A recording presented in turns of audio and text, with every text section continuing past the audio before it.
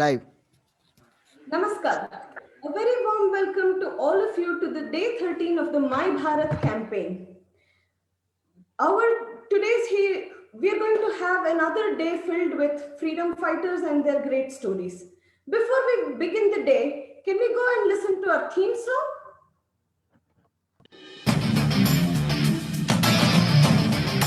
Vande Mataram. Vande Mataram. मेरी जान तुम मेरी पहचान, मेरा लक्ष्य भी तू है महान। मेरी जान तुम मेरी पहचान हो, मेरा लक्ष्य भी तू है महान। ओ मिलके एक साथ हम चलते चले, बढ़ते रहे सदा हम ना रुके। अपने लहू के हर एक कतरे को हम कर देंगे भारत पे कुर्बान। भारत हमको जान से प्यारा है, सबसे प्यारा देश हमारा है। भारत हमको जान से प्यारा है, सबसे प्यारा देश हमारा है।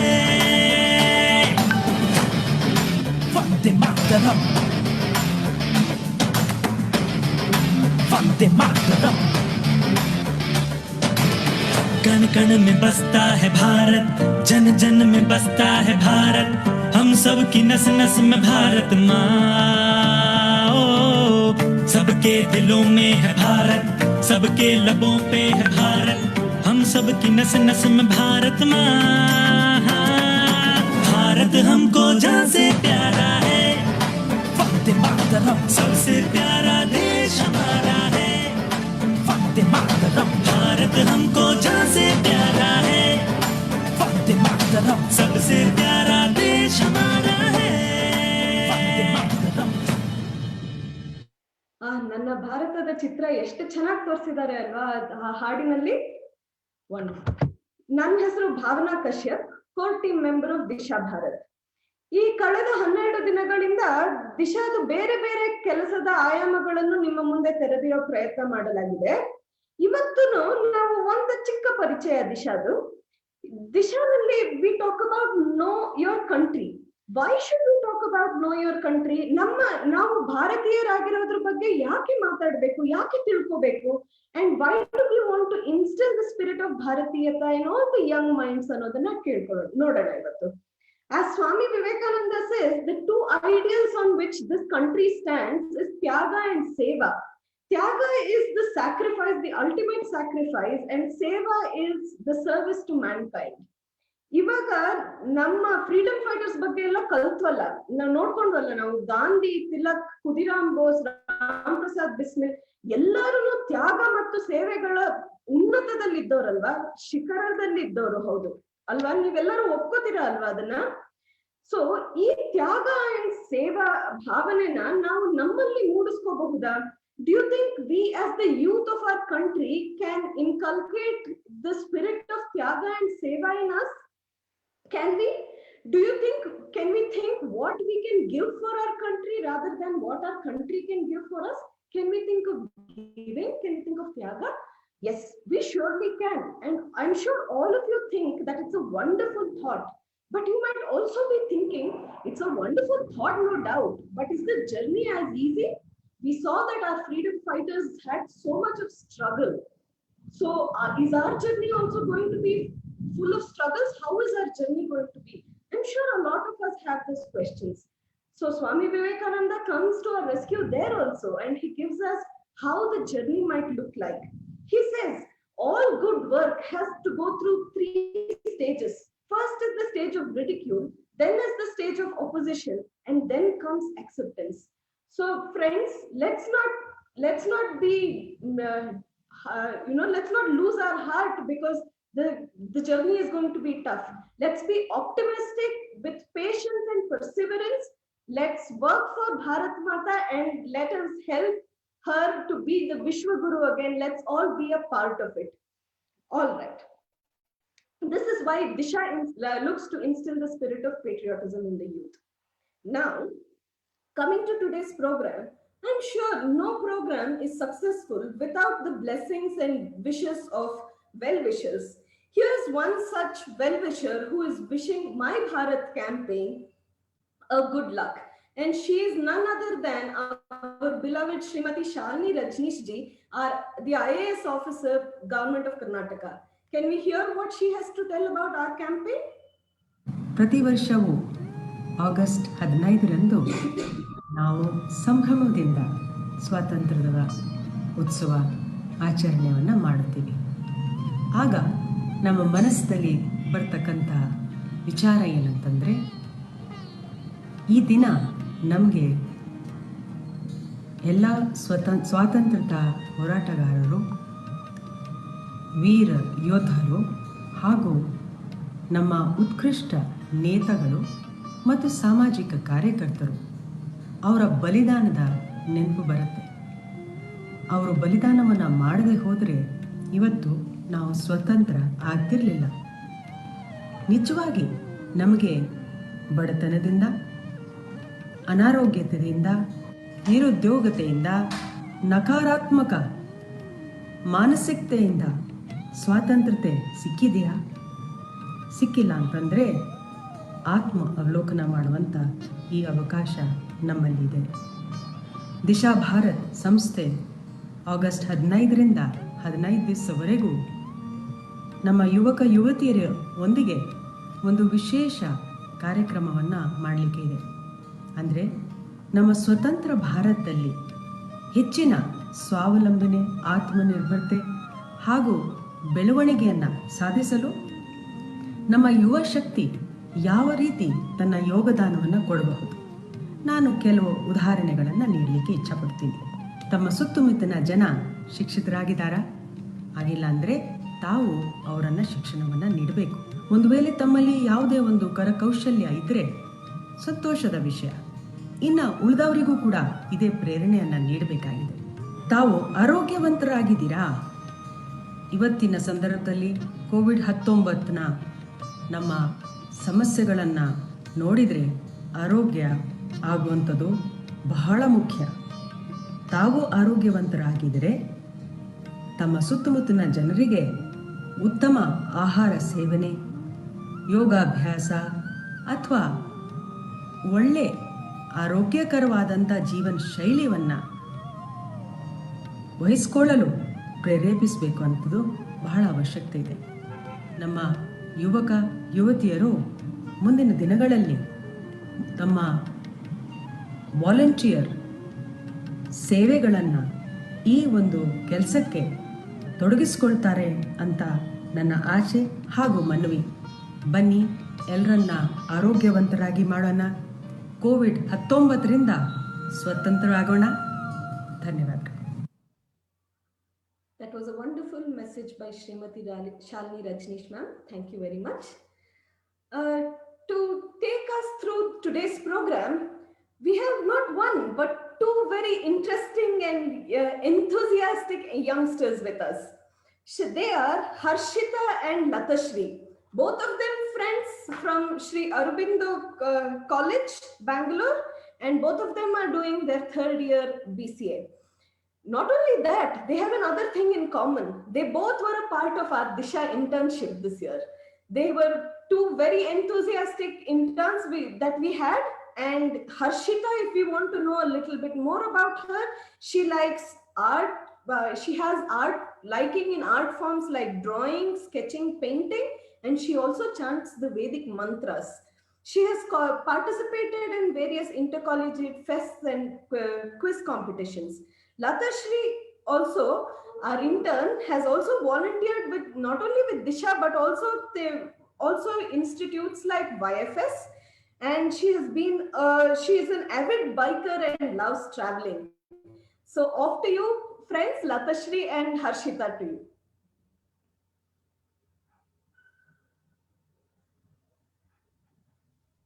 Thank you, Bhavana ma'am. ಎಲ್ಲರಿಗೂ ಶುಭೋದಯ. ಹರ್ಷಿತಾ, ನಮ್ ಸಂಸ್ಕೃತಿ ಪ್ರಕಾರ ತ್ರಿಮೂರ್ತಿ ದೇವ್ರಂದ್ರೆ ಯಾವ್ದು ಹೇಳು ನೋಡೋಣ. ಅದೆಲ್ಲರಿಗೂ ಗೊತ್ತಲ್ವಾ, ಬ್ರಹ್ಮ ವಿಷ್ಣು ಮಹೇಶ್ವರ. ಹೌದು, ಕರೆಕ್ಟ್. ಅದೇ ತರ ನಮ್ಮ ಫ್ರೀಡಮ್ ಸ್ಟ್ರಗಲ್ ಅಲ್ಲಿ 3 ಜನ ಕ್ರಾಂತಿಕಾರಿ ಹೋರಾಟಗಾರರು ಅಂತ ಫೇಮಸ್ ಆಗಿರೋರು ಯಾರು ಹೇಳು ನೋಡೋಣ. ಹಾ ಗೊತ್ತು, ಭಗತ್ ಸಿಂಗ್, ರಾಜ್ಗುರು, ಸುಖದೇವ್ ಅವ್ರಲ್ವಾ? ಹೌದು, ಅವರು ತಮ್ಮ 21-22ನೇ ವಯಸ್ಸಲ್ಲೇ ಅವರು ಸ್ವಾತಂತ್ರ್ಯಕ್ಕಾಗಿ ಅವ್ರ ಪ್ರಾಣನೇ ಮುಟ್ಬಿಟ್ರು ಅಲ್ವಾ. ಹಾಗಾದ್ರೆ ಈ ದಿನಾನ ಭಗತ್ ಸಿಂಗ್ಗೆ ಟ್ರಿಬ್ಯೂಟ್ ಕೊಡೋಣವಾ? ಹೌದು, let's tribute this day of my Bharat campaign to Bhagat Singh. ಹಾಗಾದ್ರೆ ಇವತ್ತು ಸ್ಟಾರ್ಟ್ ಮಾಡೋದಾದ್ರೆ ದೇಶಭಕ್ತಿ ಗೀತೆಯೊಂದಿಗೆ ಸ್ಟಾರ್ಟ್ ಮಾಡೋಣ. ನಮ್ಮ ಸನತ್ ತುಂಬಾ ಚೆನ್ನಾಗಿ ಹಾಡು ಹೇಳ್ತಾನೆ. ಹೌದು, ಅವನನ್ನ ಸ್ವಾಗತ ಮಾಡೋಣ. ಹೌದು, ಸನತ್ ಅವರು ಜೈನ್ ಯೂನಿವರ್ಸಿಟಿಲಿ ಓದ್ತಾ ಇದಾರೆ, ಜಯನಗರ್ ಬ್ಯಾಂಗ್ಳೂರಲ್ಲಿ. ಅವ್ರು ತಮ್ಮ BCom ಪರ್ಸ್ಯೂ ಮಾಡ್ತಾ ಇದಾರೆ. ಅವರು ಜೂನಿಯರ್ ಮುಗಿಸಿದ್ದಾರೆ ಕ್ಲಾಸಿಕಲ್ ಸಿಂಗಿಂಗ್ ಅಲ್ಲಿ, ಮತ್ತೆ ಇವಾಗ ಹಿಂದೂಸ್ತಾನಿ ಸಿಂಗಿಂಗ್ ನ ಕಲಿತಾ ಇದ್ದಾರೆ. ಬನ್ನಿ ಬರ್ಮಾಡ್ಕೊಳ್ಳೋಣ ಅವ್ರನ್ನ. Over to you Sanath. ಕೇಳ್ತಿದ್ಯಾ? ಎಲ್ಲರಿಗೂ ನಮಸ್ಕಾರ. ನನ್ನ ಹೆಸರು ಸನತ್. ಮೊದಲಿಗಾಗಿ ನಾನು ನನಗೆ ಆ ಅವಕಾಶವನ್ನು ಮಾಡಿಕೊಟ್ಟ ದಿಶಾ ಭಾರತ್ ಸಂಸ್ಥೆಗೆ ಧನ್ಯವಾದಗಳನ್ನು ಹೇಳಲು ಇಷ್ಟಪಡುತ್ತೇನೆ. ಮತ್ತು ನಿಮ್ಮೆಲ್ಲರಿಗೂ 73ನೇ ವರ್ಷದ ಸ್ವಾತಂತ್ರ್ಯ ದಿನಾಚರಣೆಯ ಶುಭೋದಯಗಳನ್ನು ಹೇಳುತ್ತಾ ಭಾರತ ಮಾತೆಯ ಆಶೀರ್ವಾದದೊಂದಿಗೆ ವರಭವ್ಯ ಭಾರತ ಎಂಬ ಹಾಡನ್ನು ಹಾಡುತ್ತಿದ್ದೇನೆ.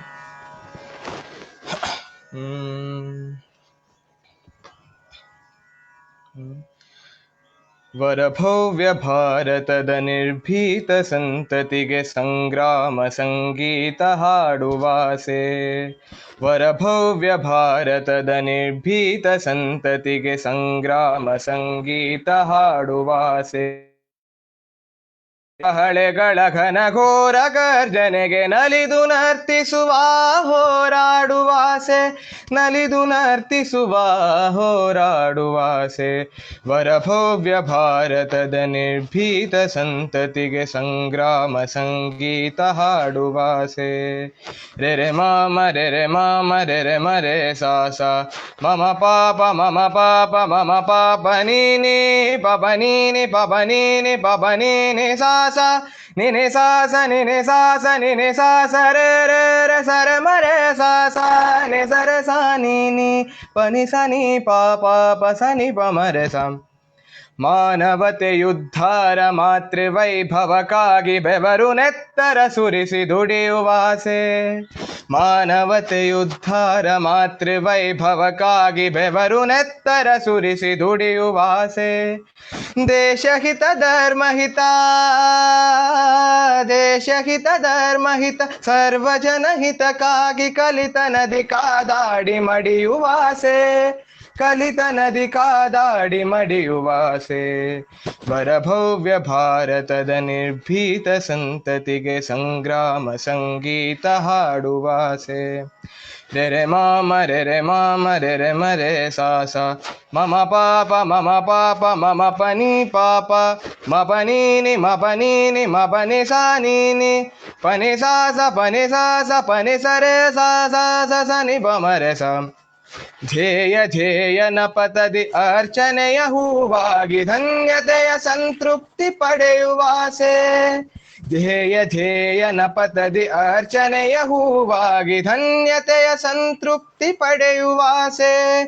ವ್ಯಕ್ತಿಗತ ಮಾನಾಪಮಾನಗಳ ಬದಿಗೊಳಿಸಿ ಭಾರತೀಯ ಅಡಿಯ ಹುಡಿಯಾಗುವಾಸೆ. ಭಾರತೀಯ ಅಡಿಯ ಹುಡಿಯಾಗುವಾಸೆ. ವರಭವ್ಯ ಭಾರತದ ನಿರ್ಭೀತ ಸಂತತಿಗೆ ಸಂಗ್ರಾಮ ಸಂಗೀತ ಹಾಡುವಾಸೆ. ರಣಭೇರಿ ಕಹಳೆಗಳ ಘನಘೋರ ಗರ್ಜನೆಗೆ ನಲಿದು ನರ್ತಿಸುವ ಹೋರಾಡುವಾಸೆ. ನಲಿದು ನರ್ತಿಸುವ ಹೋರಾಡುವಾಸೆ. ವರಭವ್ಯ ಭಾರತದ ನಿರ್ಭೀತ ಸಂತತಿಗೆ ಸಂಗ್ರಾಮ ಸಂಗೀತ ಹಾಡುವಾಸೆ. ಸಂಗ್ರಾಮ ಸಂಗೀತ ಹಾಡುವಾಸೆ. ಸಂಗ್ರಾಮ ಸಂಗೀತ ಹಾಡುವಾಸೆ.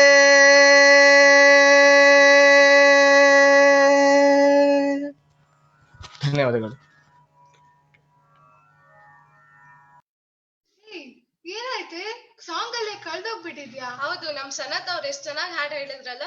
ತುಂಬಾ ಚೆನ್ನಾಗಿ ಹಾಡಿದ್ರು. Thank you Sanath for your melodious song. ಹೌದು, ಈಗ ಸನತ್ ಅವರು ಸಾಂಗ್ ಮುಖಾಂತರ ಅವ್ರ ದೇಶಭಕ್ತಿನ ತೋರಿಸಿದ್ರು. ಈಗ ಇಲ್ಲೊಬ್ರು ಸ್ಪೆಷಲ್ ವ್ಯಕ್ತಿ ಅವ್ರ ಕವಿತೆಗಳ ಮೂಲಕ ದೇಶಭಕ್ತಿ ತೋರ್ಸಕ್ ರೆಡಿ ಆಗಿದ್ದಾರೆ. ಅವ್ರು ಯಾರು ಹೇಳು ನೋಡೋಣ. ಯಾರು? ವಿಭಾನ? ಹೌದು, ವಿಭಾ ಅವರು KLS ಇನ್ಸ್ಟಿಟ್ಯೂಟ್ ಆಫ್ ಟೆಕ್ನಾಲಜಿಯಲ್ಲಿ ಇಂಜಿನಿಯರಿಂಗ್ ಮಾಡ್ತಾ ಇದ್ದಾರೆ. ಅವ್ರ ಸ್ಪೀಚ್ ನ ಸ್ಟೇಟ್ ಲೆವೆಲ್ ಕಾಂಪಿಟೇಷನ್ ಅಲ್ಲೆಲ್ಲ ಸ್ಪೀಚ್ ಪಾರ್ಟಿಸಿಪೇಟ್ ಮಾಡಿದ್ದಾರೆ. ಲೆಟ್ಸ್ ವೆಲ್ಕಮ್ ವಿಭಾ. ನಮಸ್ಕಾರಗಳು. ನನ್ನ ಹೆಸರು ವಿಭಾ MV. ಗೋಪ್ತೆ ತಾಂತ್ರಿಕ ಮಹಾವಿದ್ಯಾಲಯದಲ್ಲಿ ಕಡೆಯ ವರ್ಷದ ಇಂಜಿನಿಯರಿಂಗ್ ವಿದ್ಯಾರ್ಥಿನಿ. ನನ್ನ ನೆಚ್ಚಿನ ಸ್ವಾತಂತ್ರ್ಯ ಹೋರಾಟಗಾರ ಅನ್ನೋ ವಿಷಯದ ಬಗ್ಗೆ ನನ್ನ ಒಂದು ಕವನವನ್ನು ನಿಮ್ಮ ಮುಂದೆ ಪ್ರಸ್ತುತಪಡಿಸಲಿಕ್ಕೆ ಇಷ್ಟಪಡ್ತೀನಿ. ರಕ್ತ ಕಹಳೆ ಊದಿದ ಆ ಸುದಿನ, ಸ್ವಾತಂತ್ರ್ಯ ಭಾರತದ ಬುನಾದಿಗಾಗಿ ಮನೆಯ ಬಿಟ್ಟ ಮನ. ರಕ್ತ ಕಹಳೆ ಊದಿದ ಆ ಸುದಿನ, ಸ್ವತಂತ್ರ ಭಾರತದ ಬುನಾದಿಗಾಗಿ ಮನೆಯ ಬಿಟ್ಟ ಮನ. ದೇಶಕ್ಕೆಂದೇ ಸಿದ್ಧವಾಗಿತ್ತು ಆತನ, ದೇಶಕ್ಕೆಂದೇ ಸಿದ್ಧವಾಗಿತ್ತು ಆತನ, ಭಾರತ ತಾಯಿಯ ಚರಣಕ್ಕೆ ಅರ್ಪಿತವಾಗಿತ್ತು ರಕ್ತದ ಬನ. ಆದೇಶವಿತ್ತು ಅವರ ಕೊರಳಿಗೆ ಹಗ್ಗಕ್ಕಿಂದು, ಆದೇಶವಿತ್ತು ಅವರ ಕೊರಳಿಗೆ ಹಗ್ಗಕ್ಕಿಂದು, ಆ ಯುವಕರು ಯೋಚಿಸಿಯಾಗಿತ್ತು ಆ ದೇಹ ದೇಶಕ್ಕೆಂದು. ಆ ಯುವಕರು ಯೋಚಿಸಿಯಾಗಿತ್ತು ಆ ದೇಹ ದೇಶಕ್ಕೆಂದು. ಮುಟ್ಟಿತ್ತು ದೇಶ ಪ್ರೇಮಿಗಳ ಆಕ್ರಂದನ ಆಕಾಶಕ್ಕಿಂದು, ಖುಷಿಯಿಂದ ಹೊರಟು ಬಿಟ್ಟರವರು ತಾವು ನಂಬಿದ ಆದರ್ಶಕ್ಕೆಂದು. ಖುಷಿಯಿಂದ ಹೊರಟು ಬಿಟ್ಟರವರು ತಾವು ನಂಬಿದ ಆದರ್ಶಕ್ಕೆಂದು. ಬ್ರಿಟಿಷ್ ಸಾಮ್ರಾಜ್ಯದ ವಸಾಹತುಶಾಹಿಗಳ ಒಡೆತನ ಧಿಕ್ಕರಿಸಿ ನಿಂತಿತ್ತು ಆ ಮೂರುತನ. ಬ್ರಿಟಿಷ್ ಸಾಮ್ರಾಜ್ಯದ ವಸಾಹತುಶಾಹಿಗಳ ಒಡೆತನ ಧಿಕ್ಕರಿಸಿ ನಿಂತಿತ್ತು ಆತನ. ಮುಳ್ಳನ್ನು ಮುಳ್ಳಿಂದಲೇ ತೆಗೆಯಬೇಕೆಂದು ನಿರ್ಧರಿಸಿದ ಆ ಮೂರು ಜನ, ಮುಳ್ಳನ್ನು ಮುಳ್ಳಿಂದಲೇ ತೆಗೆಯಬೇಕೆಂದು ನಿರ್ಧರಿಸಿದ ಆ ಮೂರು ಜನ, ಎಲ್ಲರಲ್ಲೂ ಮೂಡಿಸಿದ್ದರು ತಮ್ಮ ಬಗ್ಗೆ ಗಮನ. ಕೊಟ್ಟು ಬಿಟ್ಟರು ಆ ಮೂವರು ತಮ್ಮ ದೇಹದ ದಾನ. ದೇಶಕ್ಕೆಂದೇ ಕೊಟ್ಟು ಬಿಟ್ಟರು ಆ ಮೂವರು ತಮ್ಮ ದೇಹದ ದಾನ. ಅಂದು ದೇಶಕ್ಕೆ ಹಿಡಿದಿತ್ತು ಗ್ರಹಣ, ಮನಸ್ಸಾಗಿತ್ತು ಬ್ರಿಟಿಷರ ವಿರುದ್ಧದ ರಣ. ಅಂದು ದೇಶಕ್ಕೆ ಹಿಡಿದಿತ್ತು ಗ್ರಹಣ, ಮನಸ್ಸಾಗಿತ್ತು ಬ್ರಿಟಿಷರ ವಿರುದ್ಧದ ರಣ. ಕೂಗಿತ್ತು ಇಡೀ ದೇಶ, ತ್ಯಾಗ್ ಬಲಿದಾನ್ ಅಮರ್ ರಹೆ, ಹಿಂದೂಸ್ತಾನಿ ಬನಾ ರಹೆ. ಕೂಗಿತ್ತು ಇಡೀ ದೇಶ, ತ್ಯಾಗ್ ಬಲಿದಾನ್ ಅಮರ್ ರಹೆ, ಹಿಂದೂಸ್ತಾನಿ ಬನಾ ರಹೆ. ಧನ್ಯವಾದಗಳು. ವಾ, ವಿಭಾ ಅವ್ರು ಎಷ್ಟು ಚೆನ್ನಾಗಿ ಹಾಡಿದ್ರು ಅಲ್ವಾ ಹರ್ಷಿ? ತುಂಬಾ ಚೆನ್ನಾಗಿತ್ತು. ಥ್ಯಾಂಕ್ ಯು ವಿಭಾ. ಈಗ ಇದು ಹಾಡಾಯ್ತು, ಪೊಯೆಟ್ರಿ ಆಯ್ತು. ನೆಕ್ಸ್ಟ್ ಏನಿರುತ್ತೆ? ನೆಕ್ಸ್ಟ್ ಇನ್ನೇನಿರುತ್ತೆ? ಸ್ಟೋರಿ ಟೆಲ್ಲಿಂಗ್ ಇರುತ್ತೆ. ಯಾರ ಮೇಲೆ ಸ್ಟೋರಿ? ನೀನೇನು ಈಗ ಕೇಳ್ತಿದ್ಯಾ? ಇವತ್ತಿನ ಹೀರೋ ಯಾರು? ಭಗತ್ ಸಿಂಗ್ ಅಲ್ವಾ? ಅವ್ರ ಮೇಲೆ ಸ್ಟೋರಿ ಇರುತ್ತೆ. ಹೌದು, ಅವ್ರ ಬಗ್ಗೆ ಸ್ಟೋರಿ ಹೇಳಕ್ ಬರ್ತಿದ್ದಾರೆ ನಮ್ ಧನ್ಯತಾ ಎನ್ ಶೆನಾಯ್. ಅವರು ರಾಷ್ಟ್ರೋತ್ಥಾನ ವಿದ್ಯಾ ಕೇಂದ್ರದ ಬೆಂಗಳೂರಿನಲ್ಲಿ 8th ಸ್ಟ್ಯಾಂಡರ್ಡ್ ಓದ್ತಾ ಇದ್ದಾರೆ. ಅವ್ರಿಗೆ ಏನೇನ್ ಇಷ್ಟ ಗೊತ್ತಾ? ಅದೇ, ಅವರಿಗೆ ಡ್ರಾಯಿಂಗ್, ರೀಡಿಂಗ್ ಬುಕ್ಸ್, ಪೇಂಟಿಂಗ್ ಎಲ್ಲ ಇಷ್ಟ ಅಂತೆ. ಬನ್ನಿ ಅವ್ರನ್ನ ಬರಮಾಡ್ಕೊಳ್ಳೋಣ. Let's welcome Dhanyata N Shenoy. Namaste everyone. As you all know, India's march towards independence is dotted with many stories of sacrifice. Today, using this platform of Disha Bharat event, I would like to narrate an extremely inspiring story of one such revolutionary personality, Bhagat Singh. Bhagat Singh was born in a family which was fully involved in the struggle for Indian independence. His father, Sardar Kishan Singh, and uncle Sardar Ajit Singh were the famous freedom fighters of that time. They were known to follow the Gandhian ideology. They inspired people to come out in masses to oppose the British. Such acts influenced Bhagat Singh deeply. Therefore, loyalty towards the country and the desire to free it from the clutches of the British was developed in Bhagat Singh at a young age. The spark of nationalism was very evident in Bhagat Singh at a very young age. I would like to narrate an incident of his life which shows his loyalty towards the country that he was nurturing in his early childhood. One day, it so happened that he saw his aunt, that is, Ajit Singh's wife, weeping. Moved by the scene, the young boy Bhagat Singh asked his mother the reason for her sorrow. His mother replied that she misses her husband. Later, Bhagat Singh realized that his uncle has been arrested by the British officers for involving himself in the freedom struggle. He consoled his aunt, saying, "Don't worry, once I grow up, I will chase the British from the country and free my uncle." It is said that a child always speaks out his heart. Bhagat Singh also spoke from the depth of his heart. That evening, Bhagat Singh's father, Kishan Singh, saw him planting something in the garden. When he asked him about it, he replied that he was planting rifles. He continued saying, "When this plant grows into a tree full of rifles, I will use it to free my country." These words certainly look foolish for many of us, but when you look at the spirit behind these words, you will find an ocean of courage and love for the country that he was developing at that age. During his schooling, Bhagat Singh was looked upon by his friends as a leader.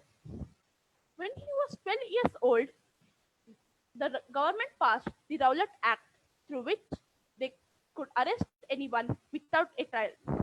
Under Gandhiji's leadership, people of the country protested against this act with demonstrations and meetings. At one such meeting held in Jallianwala Bagh, where hundreds of people were killed and many were injured, Bhagat Singh visited that place, and the incident inspired him to sacrifice everything for the cause of freedom of our country. Later, he joined the National College at Lahore, where he studied about the European Revolution, which inspired him immensely. Easy are utterances, but difficult is the service of nation. The path of patriotism has countless torments. He had once said that they can kill me, but not my ideas. They can crush my body, but they will not be able to crush my spirit. He could foresee the division of India under communal grounds and stressed upon the importance of unity. He founded the Naujawan Bharat Sabha for his national movement. Later, he joined the Hindustan Republican Association, where he came in contact with a number of prominent revolutionaries like Bhagat Singh, Rajguru, and Sukhdev. Although his parents wanted him to marry at that time, he refused the proposal, saying that he wants to dedicate his life completely for the freedom struggle. Due to this involvement in various revolutionary activities, he became a person of interest for the British police. In 1928, the government held the Simon Commission to discuss about the autonomy for Indians, but it was boycotted soon by several political communities as the commission did not include any of Indian representatives. Lala Lajpat Rai also protested against the same. He led a procession and marched towards the Lahore station. The police used the lathi charge to control the mob and brutally hit the protesters. Lala Lajpat Rai got seriously injured and was hospitalized. After a few weeks, Lalaji became Shaheed. This incident left Bhagat Singh enraged and he decided to take revenge of Lalaji's death. Hence, he killed a British officer soon after that. He traveled to Calcutta and met Jatin Das, a revolutionary. With his help, a bomb manufacturing center was opened in Agra. At that time, the government was planning to pass the Trade Dispute and Public Safety Bills, which means to arrest anyone without giving a reason. On the day the bills were introduced, Bhagat Singh and his companions decided to throw bombs and make noise loud enough for the deaf to hear. Their intention was not to hurt anybody. On the day the Central Assembly gathered to discuss the bills, they bombed the Central Legislative Assembly at Delhi. When the police came to arrest them, Bhagat Singh confessed his involvement in the incident. During his trial period, he also led a hunger strike in the prison. His intention was to protest on the behalf of the people who had no other means to express their heart-rending agony. On March 23, 1931, he was awarded the death sentence, which he embraced with pleasure for the sake of his supreme ideal. He coined the phrase "Inquilab Zindabad," which means "Long live the revolution." Bhagat Singh was indeed a true patriot. Not only had he fought for the freedom of our country, but also he had no regrets for giving his life for the cause. His death brought high patriotic emotions throughout the country. We still remember him as Shahid Bhagat Singh. Friends, we don't need to die for the country, but surely we have a chance to live for the country. Thank you. ಅಬ್ಬಬ್ಬಾ ಅಬ್ಬಬ್ಬಾ ಭಗತ್ ಸಿಂಗ್ ಅವ್ರ ಕಥೆನ್ ಕೇಳಿದ್ರೆ ಎಷ್ಟು ಮೈ ರೋಮಾಂಚನ ಆಗತ್ತೆ ಅಲ್ವಾ ಲತಾಶ್ರೀ? ಹೌದು. ಹಾಗಾದ್ರೆ ನೆಕ್ಸ್ಟ್ ಏ ಹರ್ಷಿತಾ, ಮುಂಚೆ ನಿಂಗೊಂದ್ ಹೇಳ್ಬೇಕು. ಏನ್ ಗೊತ್ತಾ, ಇವತ್ ನಮ್ ಪಕ್ಕದ ಮನೆ ಆಂಟಿ ಅವ್ರು ತಿಂದಿರೋ ಚಾಕ್ಲೇಟ್ ರ್ಯಾಪರ್ನೆಲ್ಲ ತಗೊಂಬಂದ್ ನಮ್ಮನೆ ಹತ್ರ ಎಸಿತಾ ಇದ್ರು. ನೀನು ಹಂಗೆ ಅಲ್ವಾ ಲತಾಶ್ರೀ? ನೀನು ಚಾಕ್ಲೇಟ್ ತಿಂದ್ರೆ ನೀನು ಹಂಗೆ ಮಾಡೋದು, ರೋಡಲ್ಲೇ ಬಿಸಾಕ್ತೀಯ. ನಾನು ಎಷ್ಟ್ ಸತಿ ನೋಡಿದೀನಿ. ನಾನ್ ಯಾವಾಗ್ಲೂ ಮಾಡಲ್ಲ, ಅವಾಗ ಮಾಡ್ತೀನಿ ಅಷ್ಟೇ. ಏನೇ ಆದ್ರೂ ಒಂದ್ಸತಿ ಮಾಡಿದ್ರು ನೀನ್ ಚೇಂಜ್ ಆಗ್ಬೇಕಲ್ವಾ? ಹೌದಲ್ವಾ? ನಾನ್ ಮಾಡಿದ್ದು ತಪ್ಪೆ. ಮೊದ್ಲು ನಾನ್ ಬದ್ಲಾದ್ರೆ ದೇಶ ಬದ್ಲಾಗುತ್ತಲ್ವಾ? ಹೌದು, ಖಂಡಿತ. ಈ ಟಾಪಿಕ್ ಮೇಲೆ ನಮ್ ವೈಷ್ಣವಿ ಜಿ ಗುಡಿ ಅವರು ಮಾತಾಡಕ್ ಬರ್ತಾ ಇದ್ದಾರೆ. ಅವರು MES ಇನ್ಸ್ಟಿಟ್ಯೂಟ್ ಆಫ್ ಮ್ಯಾನೇಜ್ಮೆಂಟ್ ಬ್ಯಾಂಗ್ಳೂರಲ್ಲಿ BCom ನ ಓದ್ತಾ ಇದ್ದಾರೆ. ಅವರಿಗೆ ಸಂಗೀತ ಅಂದ್ರೆ ತುಂಬಾ ಇಷ್ಟ. ಅವರು ಗೋಲ್ಡ್ ಮೆಡಲ್ ತಗೊಂಡಿದ್ದಾರೆ ಸ್ವಿಮ್ಮಿಂಗ್ ಅಲ್ಲಿ, ಗೊತ್ತಾ? ಹೌದಾ? ಹಾಗಾದ್ರೆ ಅವ್ರನ್ನ ಬರ ಮಾಡ್ಕೊಳ್ಳೋಣ. ಲೆಟ್ಸ್ ವೆಲ್ಕಮ್ ವೈಷ್ಣವಿ ಜಿ ಗುಡಿ. ಎಲ್ಲರಿಗೂ ನಮಸ್ಕಾರ.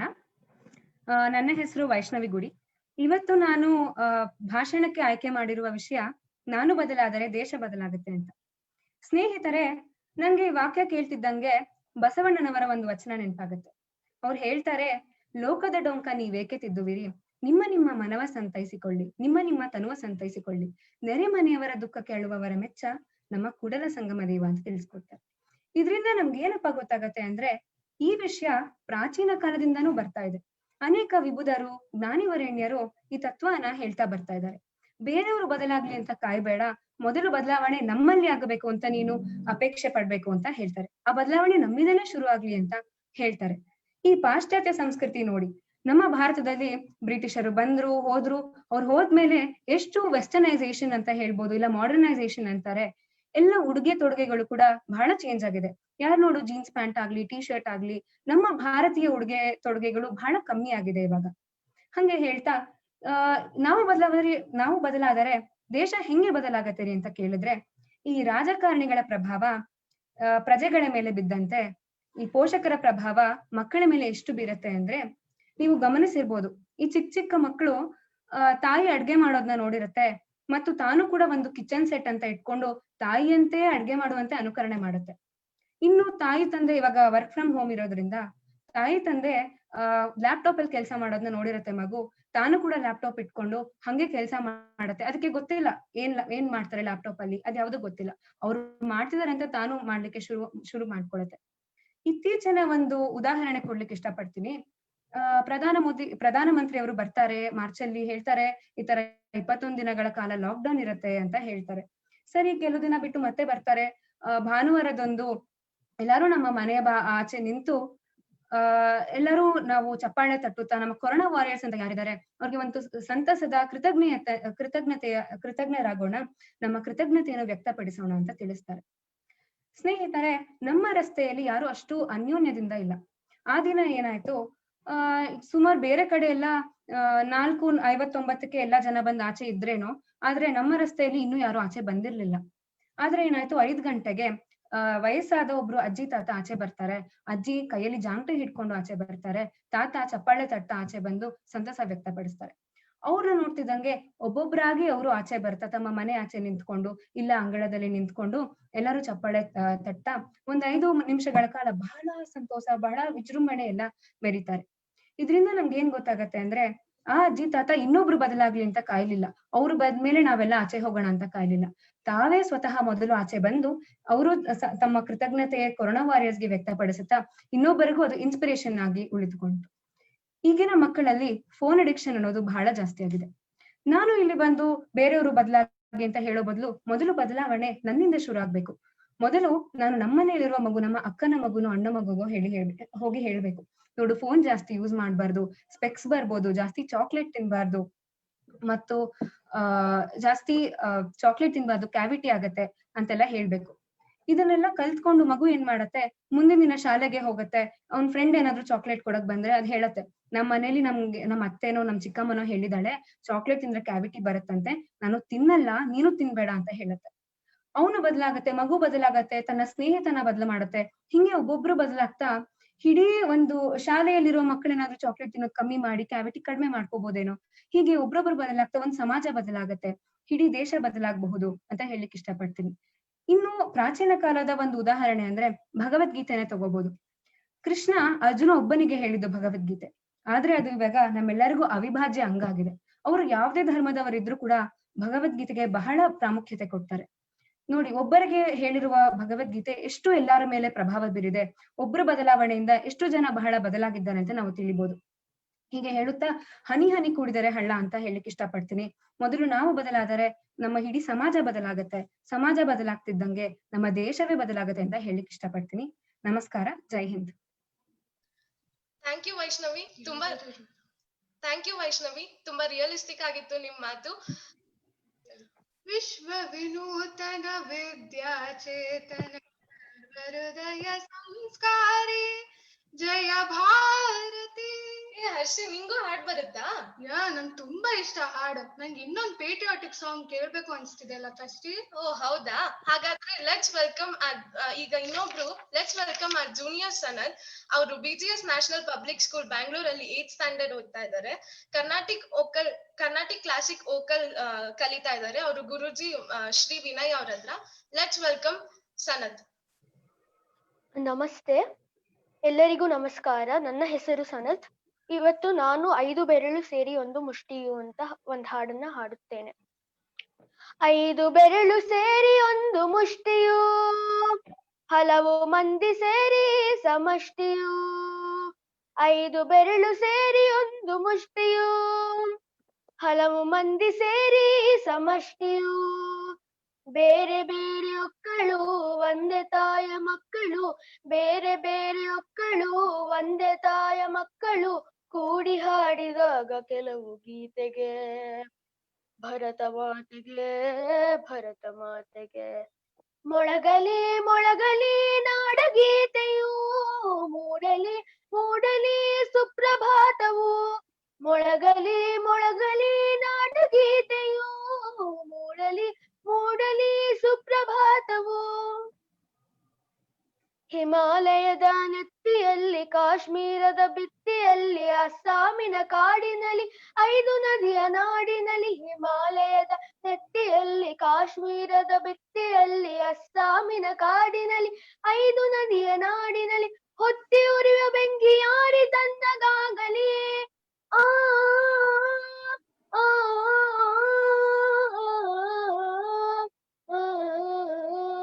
ಸರಿಗರಿಗ ಪಗ ಪದ ಪದ ಸ ಪದ ಸದ ಸರಿಗ. ಹೊತ್ತಿ ಉರಿಯುವ ಬೆಂಕಿ ಯಾರಿ ತಂದಗಾಗಲಿ, ಬಂಜರಲ್ಲಿ ಕುಳಿದ ಹಚ್ಚು ಹಸಿರು ತೂಗಲಿ. ಗಂಗೆ ತುಂಗೆ ಕಾವೇರಿಯ ತಪ್ಪಿಕೊಳ್ಳಲಿ, ಗಂಗೆ ತುಂಗೆ ಕಾವೇರಿಯ ತಪ್ಪಿಕೊಳ್ಳಲಿ. ಮೊಳಗಲಿ ಮೊಳಗಲಿ ನಾಡಗೀತೆಯು, ಮೂಡಲಿ ಮೂಡಲಿ ಸುಪ್ರಭಾತವು. ಮೊಳಗಲಿ ಮೊಳಗಲಿ ನಾಡಗೀತೆಯು, ಮೂಡಲಿ ಮೂಡಲಿ ಸುಪ್ರಭಾತವು. ಜಟಾಕಣೇಕ ಗಣಿಗಳಲ್ಲಿ, ಯಂತ್ರಾಲಯ ಗುಡಿಗಳಲ್ಲಿ, ಭತ್ತ ಗೋಧಿ ಬೆಳೆಯುವಲ್ಲಿ, ಪ್ರೀತಿಯು ಮೈ ತಣಿಯುವಲ್ಲಿ. ಜಟಾಕಣೆ ಗಣಿಗಳಲ್ಲಿ, ಯಂತ್ರಾಲಯ ಗುಡಿಗಳಲ್ಲಿ, ಭತ್ತ ಗೋಧಿ ಬೆಳೆಯುವಲ್ಲಿ, ಪ್ರೀತಿಯು ಮೈ ತಣಿಯುವಲ್ಲಿ. ಹಿಂದೂ ಕ್ರೈಸ್ತ ಮುಸಲ್ಮಾನರೊಂದುಗೂಡಲಿ, ಆ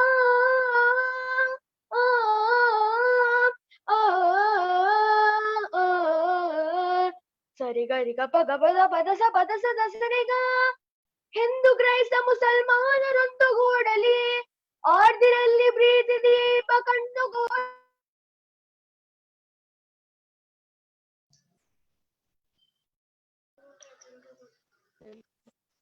ಮೊಳಗಲಿ ಮೊಳಗಲಿ ನಾಡಗೀತೆಯು, ಮೂಡಲಿ ಮೂಡಲಿ ಸುಪ್ರಭಾತವು. ಮೊಳಗಲಿ ಮೊಳಗಲಿ ನಾಡಗೀತೆಯು, ಮೂಡಲಿ ಮೂಡಲಿ ಸುಪ್ರಭಾತವು. ಆ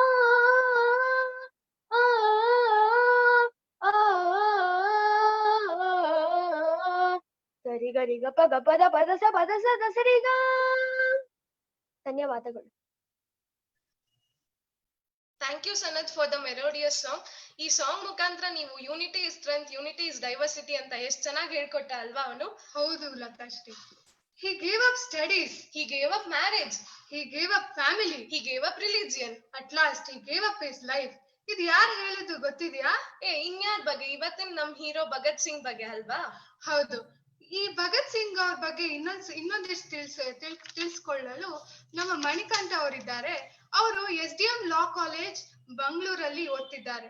ಅವರು ತಾಲೂಕ್ ರಾಜ್ಯೋತ್ಸವ ಪ್ರಶಸ್ತಿ ಮತ್ತೆ ಎಷ್ಟೊಂದು ಪ್ರಶಸ್ತಿನ ತಗೊಂಡಿದ್ದಾರೆ. ಅವರಿಗೆ ಎಷ್ಟೊಂದು ಹಾಬೀಸ್ ಇದೆ ಹೇಳು ನೋಡ. ಅದ್ರಲ್ಲಿ ಒಂದು ಅವರು ತುಂಬಾ ಚೆನ್ನಾಗಿ ಕವಿತೆ ಬರೀತಾರೆ. ಹಾಗಾದ್ರೆ ತಡ ಇನ್ನೇನಕ್ಕೆ, ಲೆಟ್ಸ್ ವೆಲ್ಕಮ್ ಮಣಿಕಂಠ. ದಿಶಾ ಭಾರತದ ಮೈ ಭಾರತ್ ಕ್ಯಾಂಪಿಯನ್ನ ನನ್ನೆಲ್ಲ ಆತ್ಮೀಯ ಮಿತ್ರರೇ, ನನ್ನ ನಮಸ್ಕಾರಗಳು. ಲಾಯಲ್ಪುರದ ಪುಟ್ಟಹಳ್ಳಿಯಿಂದ ಹಿಡಿದು ಸಟ್ಲೇಜ್ ನದಿಯ ತೀರದವರೆಗೆ ಬ್ರಿಟಿಷರನ್ನ ಭಾರತದಿಂದ ಓಡಿಸ್ತೇನೆ ಅಂತ ಹೇಳಿ ತನ್ನ ಚಿಕ್ಕಮ್ಮನಿಗೆ ಕೊಟ್ಟಂತಹ ಮಾತಿನಿಂದ ಹಿಡಿದು ಇನ್ಕಿಲಾಬ್ ಜಿಂದಾಬಾದ್ ಎಂದು ತನ್ನ ಕೊನೆ ಉಸಿರನ್ನ ಎಳೆಯುವವರೆಗೆ, ಅಹಿಂಸವಾದದಿಂದ ಪ್ರಾರಂಭವಾದ ದೇಶ ಪ್ರೇಮ ಕ್ರಾಂತಿಕಾರಿಯವರೆಗೆ, ಗದ್ದೆಯಲ್ಲಿ ಗನ್ ಬೆಳೆಯುತ್ತೇನೆ ಅನ್ನುವ ಆಸೆಯಿಂದ ಹಿಡಿದು ದೇಶಕ್ಕಾಗಿ ಗಲ್ಲಿಗೇರುವವರೆಗೆ ಒಬ್ಬ ಸ್ವಾತಂತ್ರ್ಯ ಹೋರಾಟಗಾರನ ಜೀವನ ಚರಿತ್ರೆಯನ್ನ ನಾವು ನೋಡ್ಬೋದಾಗಿದೆ ಸ್ನೇಹಿತರೆ. ಅದೊಂದು ಕುಟುಂಬ. ಕಿಶನ್ ಸಿಂಗ್, ಸ್ವರ್ಣ ಸಿಂಗ್, ಅಜಿತ್ ಸಿಂಗ್ ಅನ್ನುವ ಸಹೋದರರು ಅವತ್ತಿಗಾಗ್ಲೇ ಸ್ವಾತಂತ್ರ್ಯ ಹೋರಾಟಕ್ಕಾಗಿ ಜೈಲು ಶಿಕ್ಷೆಯನ್ನು ಅನುಭವಿಸ್ತಿರುವ ಸಂದರ್ಭದಲ್ಲಿ ಒಂದು ಘಟನೆ ನಡೆಯುತ್ತೆ. ಕಿಶನ್ ಸಿಂಗ್ ರವರ ಪತ್ನಿ ವಿದ್ಯಾವತಿಯವರಿಗೆ ಗಂಡು ಮಗುವಿನ ಜನನ ಆಗುತ್ತೆ. ಅದೇ ದಿನ ಈ 3 ಸಹೋದರರ ಬಿಡುಗಡೆಯೂ ಸಹ ಆಗುತ್ತೆ. ಇದನ್ನೆಲ್ಲ ನೋಡಿದಂತಹ ಕಿಶನ್ ಸಿಂಗ್ ರವರ ತಂದೆ ಹೇಳ್ತಾರೆ, ಈ ಗಂಡು ಮಗು ಏನಿದೆ ನಮ್ಮ ಮನೆಗೆ ಭಾಗ್ಯ ತಂದಿದ್ದಾನೆ, ಆದ್ರಿಂದ ಇವನಿಗೆ ಭಗತ್ ಅಂತ ಹೆಸರಿಡಬೇಕು ಅನ್ನುವ ಹೆಸರನ್ನ ಹೇಳಿ ಭಗತ್ ಸಿಂಗ್ ಎಂಬುವ ನಾಮಕರಣ ನಡೆಯುತ್ತೆ. ಈ ಪುಟ್ಟ ಬಾಲಕ ತನ್ನ ಮನೆಯಲ್ಲಿ ಚಿಕ್ಕಪ್ಪ, ಅಜ್ಜ ಮತ್ತು ತಂದೆಯಿಂದ ಸ್ವಾತಂತ್ರ್ಯ ಹೋರಾಟದ ಕಥೆಗಳನ್ನ ಕೇಳ್ತಾ ಬೆಳಿತಾನೆ, ದೇಶ ಪ್ರೇಮವನ್ನ ಬೆಳೆಸ್ಕೊಳ್ತಾ ಬೆಳಿತಾನೆ. ಇನ್ನೇನು 12 ವರ್ಷ ವಯಸ್ಸನ್ನ ತಲುಪ್ತಾ ಇರ್ಬೇಕಾದ್ರೆ ಒಂದು ಘಟನೆ ನಡೆಯುತ್ತೆ. ಅಂದು 1919ರಲ್ಲಿ ಜಲಿಯನ್ ವಾಲಾಬಾಗ್ ಹತ್ಯಾಕಾಂಡ ನಡೆಯುತ್ತೆ. ಶಾಲೆಯನ್ನ ಬಿಟ್ಟು ಬರ್ತಿದ್ದಂತ ಹುಡುಗನಿಗೆ ಈ ವಿಷಯ ಗೊತ್ತಾಗುತ್ತೆ. ಸೀದಾ ಜಲಿಯನ್ ವಾಲಾಬಾಗ್ ಹತ್ಯಾಕಾಂಡ ನಡೆದಂತಹ ಜಾಗಕ್ಕೆ ಈ ಬಾಲಕ ಹೋಗ್ತಾನೆ. ಏನಾಗಿದೆ ನನ್ನ ದೇಶಕ್ಕೆ, ಇಷ್ಟೊಂದು ಜನ ರಕ್ತದ ಕೋಡಿಯಲ್ಲಿ ಸಾವಿನ ನಡುವೆ ನಿಂತಿದಾರಲ್ಲ ಅಂತ ನೋಡ್ತಾನೆ. ಒಂದಷ್ಟು ಗಂಟೆಗಳ ಕಾಲ ಅಲ್ಲಿ ಸಮಯನ ಕಳೀತಾನೆ. ರಕ್ತ ಸಿಕ್ತವಾದಂತಹ ಮಣ್ಣನ್ನ ಒಂದು ಶೀಶೆಯಲ್ಲಿ ಹಾಕೊಂಡು ಮನೆಗೆ ತಗೊಂಡ್ಬರ್ತಾನೆ. ಮನೆಗೆ ಬಂದಾಗ ತಂಗಿ ಹೇಳ್ತಾಳೆ, ಅಣ್ಣ ಎಲ್ಲೋಗಿದ್ದೆ ನೀನು, ಅಮ್ಮ ನಿನ್ಗೋಸ್ಕರ ಕಾಯ್ತಾ ಇದ್ದಾರೆ ಅಂತ.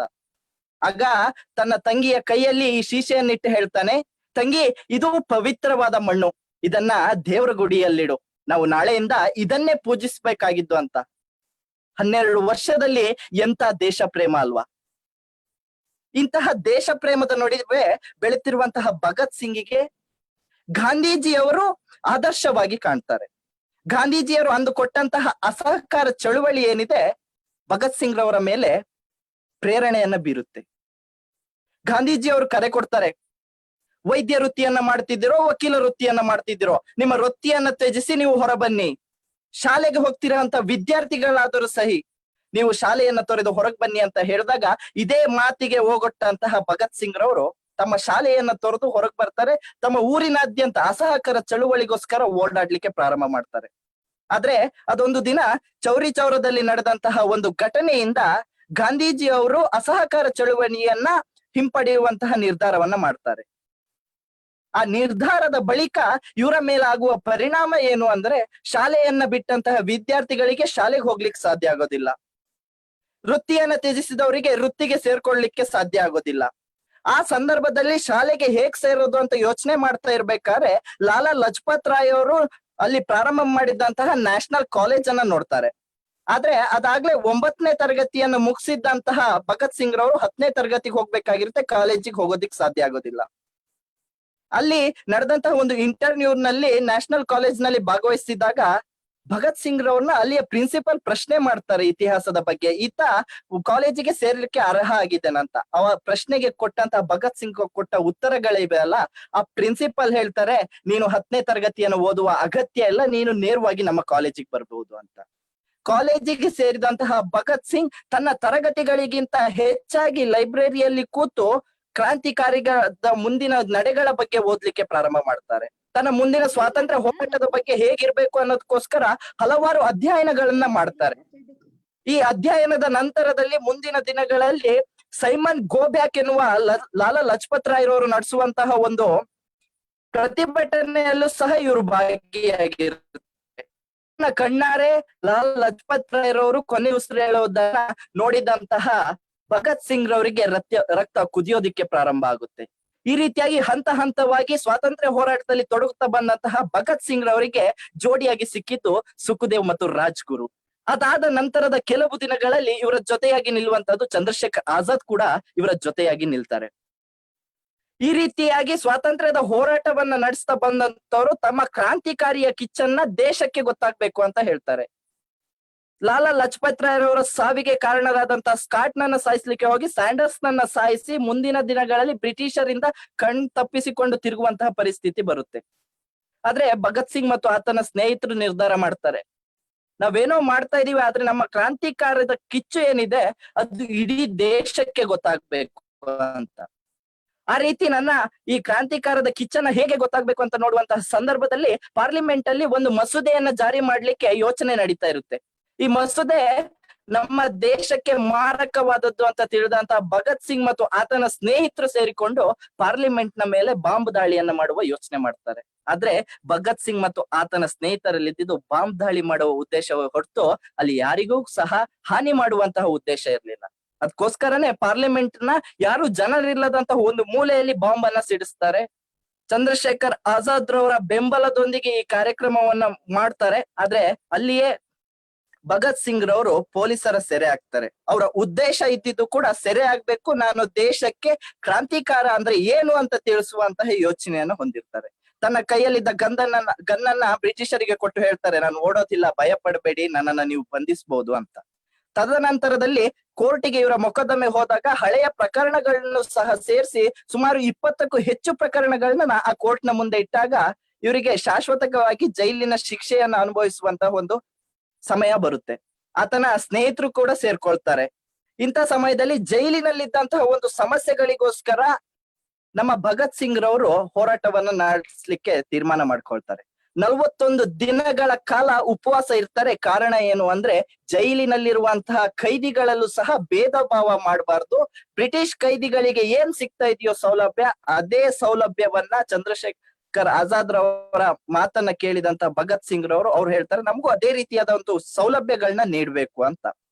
ಆ ಸೌಲಭ್ಯಗಳು ಸಿಗುವವರೆಗೂ ಹೋರಾಟವನ್ನ ಮಾಡ್ತಾರೆ. ಆದ್ರೆ ಬ್ರಿಟಿಷರ ಯೋಚನೆ ಬೇರೆ ರೀತಿ ಇತ್ತು. ಯಾವುದೇ ಕಾರಣಕ್ಕೂ ಭಗತ್ ಸಿಂಗ್ ರವರ ಕುರಿತಾದ ಪತ್ರಿಕಾ ಪ್ರಕಟಣೆಗಳು ನಡಿಬಾರ್ದು ಅಂತ ಪತ್ರಿಕೆಗಳಿಗೆ ವಾರ್ನನ್ನ ಮಾಡ್ತಾರೆ ಬ್ರಿಟಿಷ್ ಅವರು.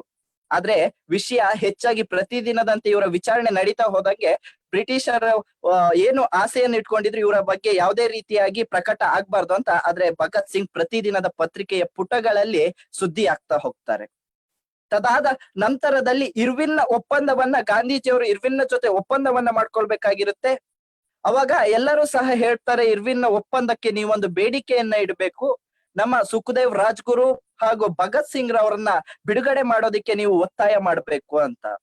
ಇದ್ಯಾವುದ ಆಲೋಚನೆ ಇಲ್ಲದಂತಹ ಭಗತ್ ಸಿಂಗ್ ರವರು ಜೈಲಿನಲ್ಲಿ ಕೂತ್ಕೊಂಡು ರಷ್ಯಾದ ಕ್ರಾಂತಿ ಆಗಿರುವುದು, ಬೇರೆ ಬೇರೆ ದೇಶಗಳಲ್ಲಿ ನಡೀತಿದ್ದಂತಹ ಕ್ರಾಂತಿಗಳ ಬಗ್ಗೆ ಓದ್ತಾ ಇರ್ತಾರೆ. ಒಂದು ದಿನ ಅವರ ಲಾಯರ್ ಅವರು ಮೆಹ್ತಾ ಅವರು ಸಾಯುವ 1-2 ದಿನಗಳ ಮೊದಲು ಮೆಹ್ತಾ ಅವರು ಜೈಲಿಗೆ ಭೇಟಿ ಕೊಡ್ತಾರೆ. ಅವಾಗ ಮೆಹ್ತಾ ಅವ್ರ ಜೊತೆ ಕೇಳ್ತಾರೆ, ನಾನ್ ಹೇಳಿದ ಪುಸ್ತಕವನ್ನ ತಂದ್ರ ಲೆನಿನ್ನ ಪುಸ್ತಕವನ್ನ ಅಂತ. ಸಾವು ಇನ್ನೇನು ನನ್ನ ಕಣ್ಣು ಮುಂದೆ ಇದೆ, ಗಲ್ಲಿಗೇರುವಂತಹ ಸಂದರ್ಭ ಬಂದಿದೆ, ಆದ್ರೂ ಸಹ ತನ್ನಲ್ಲಿದ್ದಂತಹ ಓದುವ ತುಡಿತ ಎಷ್ಟಿತ್ತು ಅಂತ ನಾವು ನೋಡ್ಬೇಕಾಗುತ್ತೆ. ಮಾರ್ಚ್ 24ಕ್ಕೆ ಗಲ್ಲು ಶಿಕ್ಷೆ ಅಂತ ಆದೇಶವನ್ನ ಹೊರಡಿಸಲಾಗಿರುತ್ತೆ. ಆದ್ರೆ ವಿಪರ್ಯಾಸ ಅಂದ್ರೆ ಅವತ್ತು ಆ ಆದೇಶವನ್ನ ಹೊರಡಿಸುವಾಗ ಆ ಕೋರ್ಟಿನಲ್ಲಿ ಇದ್ದದ್ದು ಕೇವಲ ಸರ್ಕಾರಿ ವಕೀಲರು ಮತ್ತು ಜಡ್ಜ್ ಇರ್ತಾರೆ. ಭಗತ್ ಸಿಂಗ್ ರವರ ಪರವಾಗಿ ವಾದ ಮಾಡುವಂತಹ ಲಾಯರ್ ಸಹ ಇರೋದಿಲ್ಲ. ಅಂತಹ ಒಂದು ಕ್ಲಿಷ್ಟ ಪರಿಸ್ಥಿತಿಯನ್ನ ಕ್ರಿಯೇಟ್ ಮಾಡಿ ಅವರಿಗೆ ಗಲ್ಲಿಗೇರಿಸಬೇಕು ಅಂತ ನಿರ್ಧಾರವನ್ನ ಮಾಡಿರ್ತಾರೆ. ಇರ್ವಿನ್ ನ ಒಪ್ಪಂದದ ವಿರುದ್ಧ ಅದಾಗ್ಲೇ ದೇಶದಲ್ಲಿ ಹಲವಾರು ರೀತಿಯ ಒಂದು ಘಟನೆಗಳು ನಡೀತಾ ಇರ್ತವೆ. ಭಗತ್ ಸಿಂಗ್ ರವ್ರನ್ನ ಹೊರಗ್ ತರುವಂತಹ ಒಂದು ಯೋಚನೆಗಳು ನಡೀತಾ ಇರ್ತವೆ. ಇನ್ನೇನು ಮಾರ್ಚ್ 20ನೇ ತಾರೀಕು ಅವ್ರನ್ನ ಗಲ್ಲಿಗೇರಿಸ್ಬೇಕು ಅಂದ್ರೆ ಎಲ್ಲೋ ಗಲಾಟೆ ಆಗುವ ಸಂದರ್ಭ ಇದೆ ಅಂತ ತಿಳಿದಂತಹ ಬ್ರಿಟಿಷರು ಮಾರ್ಚ್ ನ 23ರಂದೇ ಗಲ್ಲಿಗೇರಿಸುವಂತಹ ನಿರ್ಧಾರ ಮಾಡ್ತಾರೆ. ಈ ನಿರ್ಧಾರವನ್ನು ಕೈಗೊಂಡಾಗ ಸಂತೋಷದಿಂದ ಬಂದಂತಹ 3 ಜನ ಸ್ನೇಹಿತರು ಸುಖದೇವ್, ರಾಜ್ಗುರು ಮತ್ತೆ ಭಗತ್ ಸಿಂಗ್ ರವರು ತಬ್ಬಿಕೊಂಡು ಇನ್ಕಿಲಾಬ್ ಜಿಂದಾಬಾದ್ ಅಂತ ಹೇಳ್ತಾರೆ. ಹೇಳಿದ ನಂತರದಲ್ಲಿ ದೇಶಕ್ಕಾಗಿ ಅತ್ಯಂತ ಸಂತಸದಿಂದ ನೇಣಿಗೆ ಶರಣಾಗ್ತಾರೆ. ಶರಣಾದ ಬಳಿಕವೂ ಸಹ ಇವರ ದೇಹವನ್ನ ಅವರ ತಂದೆ ತಾಯಿಗೆ ನೀಡುವಂತಹ ಮನ್ಸನ್ನ ಮಾಡ್ಲಿಲ್ಲ ಬ್ರಿಟಿಷರು. ಆದ್ರಿಂದ ಅವರ ದೇಹವನ್ನ ರಾವಿ ನದಿಯ ತೀರದಲ್ಲಿ ಏನು ನೀರು ಕಡಿಮೆ ಇರೋದ್ರಿಂದ ಸಟ್ಲೇಜ್ ನದಿಯ ತೀರಕ್ಕೆ ತಗೊಂಡು ಹೋಗಿ ರಾತ್ರೋರಾತ್ರಿ ಅವರ ಬೆಂಕಿಯನ್ನ ಹಚ್ಚಿ ಸುಡುವಂತಹ ಕೆಲಸವನ್ನ ಮಾಡ್ತಾರೆ. ಆದ್ರೆ ಅದಷ್ಟೊತ್ತಿಗಾಗ್ಲೇ ಅಲ್ಲಿಗೆ ಜನ ಸೇರೋದ್ರಿಂದ ಬ್ರಿಟಿಷರು ಹೆಣವನ್ನ ಅವರ ದೇಹವನ್ನ ನೀರಿಗೆ ಎಸೆಯೋದ್ರ ಮೂಲಕ ಓಡಿ ಹೋಗ್ತಾರೆ. ಹೀಗೆ ಹುಟ್ಟಿ ಭಾಗ್ಯವನ್ನ ತಂದು ಕೊಟ್ಟಂತಹ ಒಬ್ಬ ವ್ಯಕ್ತಿ ದೇಶಕ್ಕೆ ಭಾಗ್ಯದಾತನಾಗಿ ಸ್ವಾತಂತ್ರ್ಯ ಹೋರಾಟಗಾರನಾಗಿ ಕೊನೆಗೆ ತನ್ನ ಕೊನೆಯ ಉಸಿರನ್ನ ಎಳೆದು ಇಂದು ಕೂಡ ದೇಶಭಕ್ತರ ಮನಸ್ಸಿನಲ್ಲಿ ಅಜರಾಮರವಾಗಿ ಉಳಿದಿದ್ದಾರೆ. ಇಂತಹ ಒಂದು ವ್ಯಕ್ತಿಯ ಬಗ್ಗೆ ಇವತ್ತು ಸ್ಮರಿಸ್ಕೊಳ್ಳಿಕ್ಕೆ ನನಗೆ ಹೆಮ್ಮೆ ಆಗ್ತಿದೆ. ಹಾಗೆ ಈ ಅವಕಾಶವನ್ನ ಮಾಡಿಕೊಟ್ಟಂತಹ ದಿಶಾ ಭಾರತ್ ಫೌಂಡೇಶನ್ ಕೂಡ ಧನ್ಯವಾದವನ್ನ ಸಲ್ಲಿಸ್ತಾ ಇದ್ದೇನೆ. ಜೈ ಹಿಂದ್, ಜೈ ಭಾರತ್ ಮಾತಾ. ಅಬ್ಬಬ್ಬಾ, ಇನ್ನು ಕೇಳ್ತಾನೆ ಇರೋಣ ಅನ್ಸುತ್ತೆ ಅಲ್ವಾ ಲತಾಶ್ರೀ? ಹೌದು. Thank you Manikantha. ಮೇರಾ ರಂಗದೇ ಬಸಂತಿ ಚೋಲ ಎಂದು ಭಗತ್ ಸಿಂಗ್ ಅವರು ಚಿಕ್ಕ ವಯಸ್ಸಿನಲ್ಲೇ ತಮ್ಮ ಪ್ರಾಣವನ್ನ ಕೊಡ್ತಾರೆ ಭಾರತ ಮಾತೆಗೆ.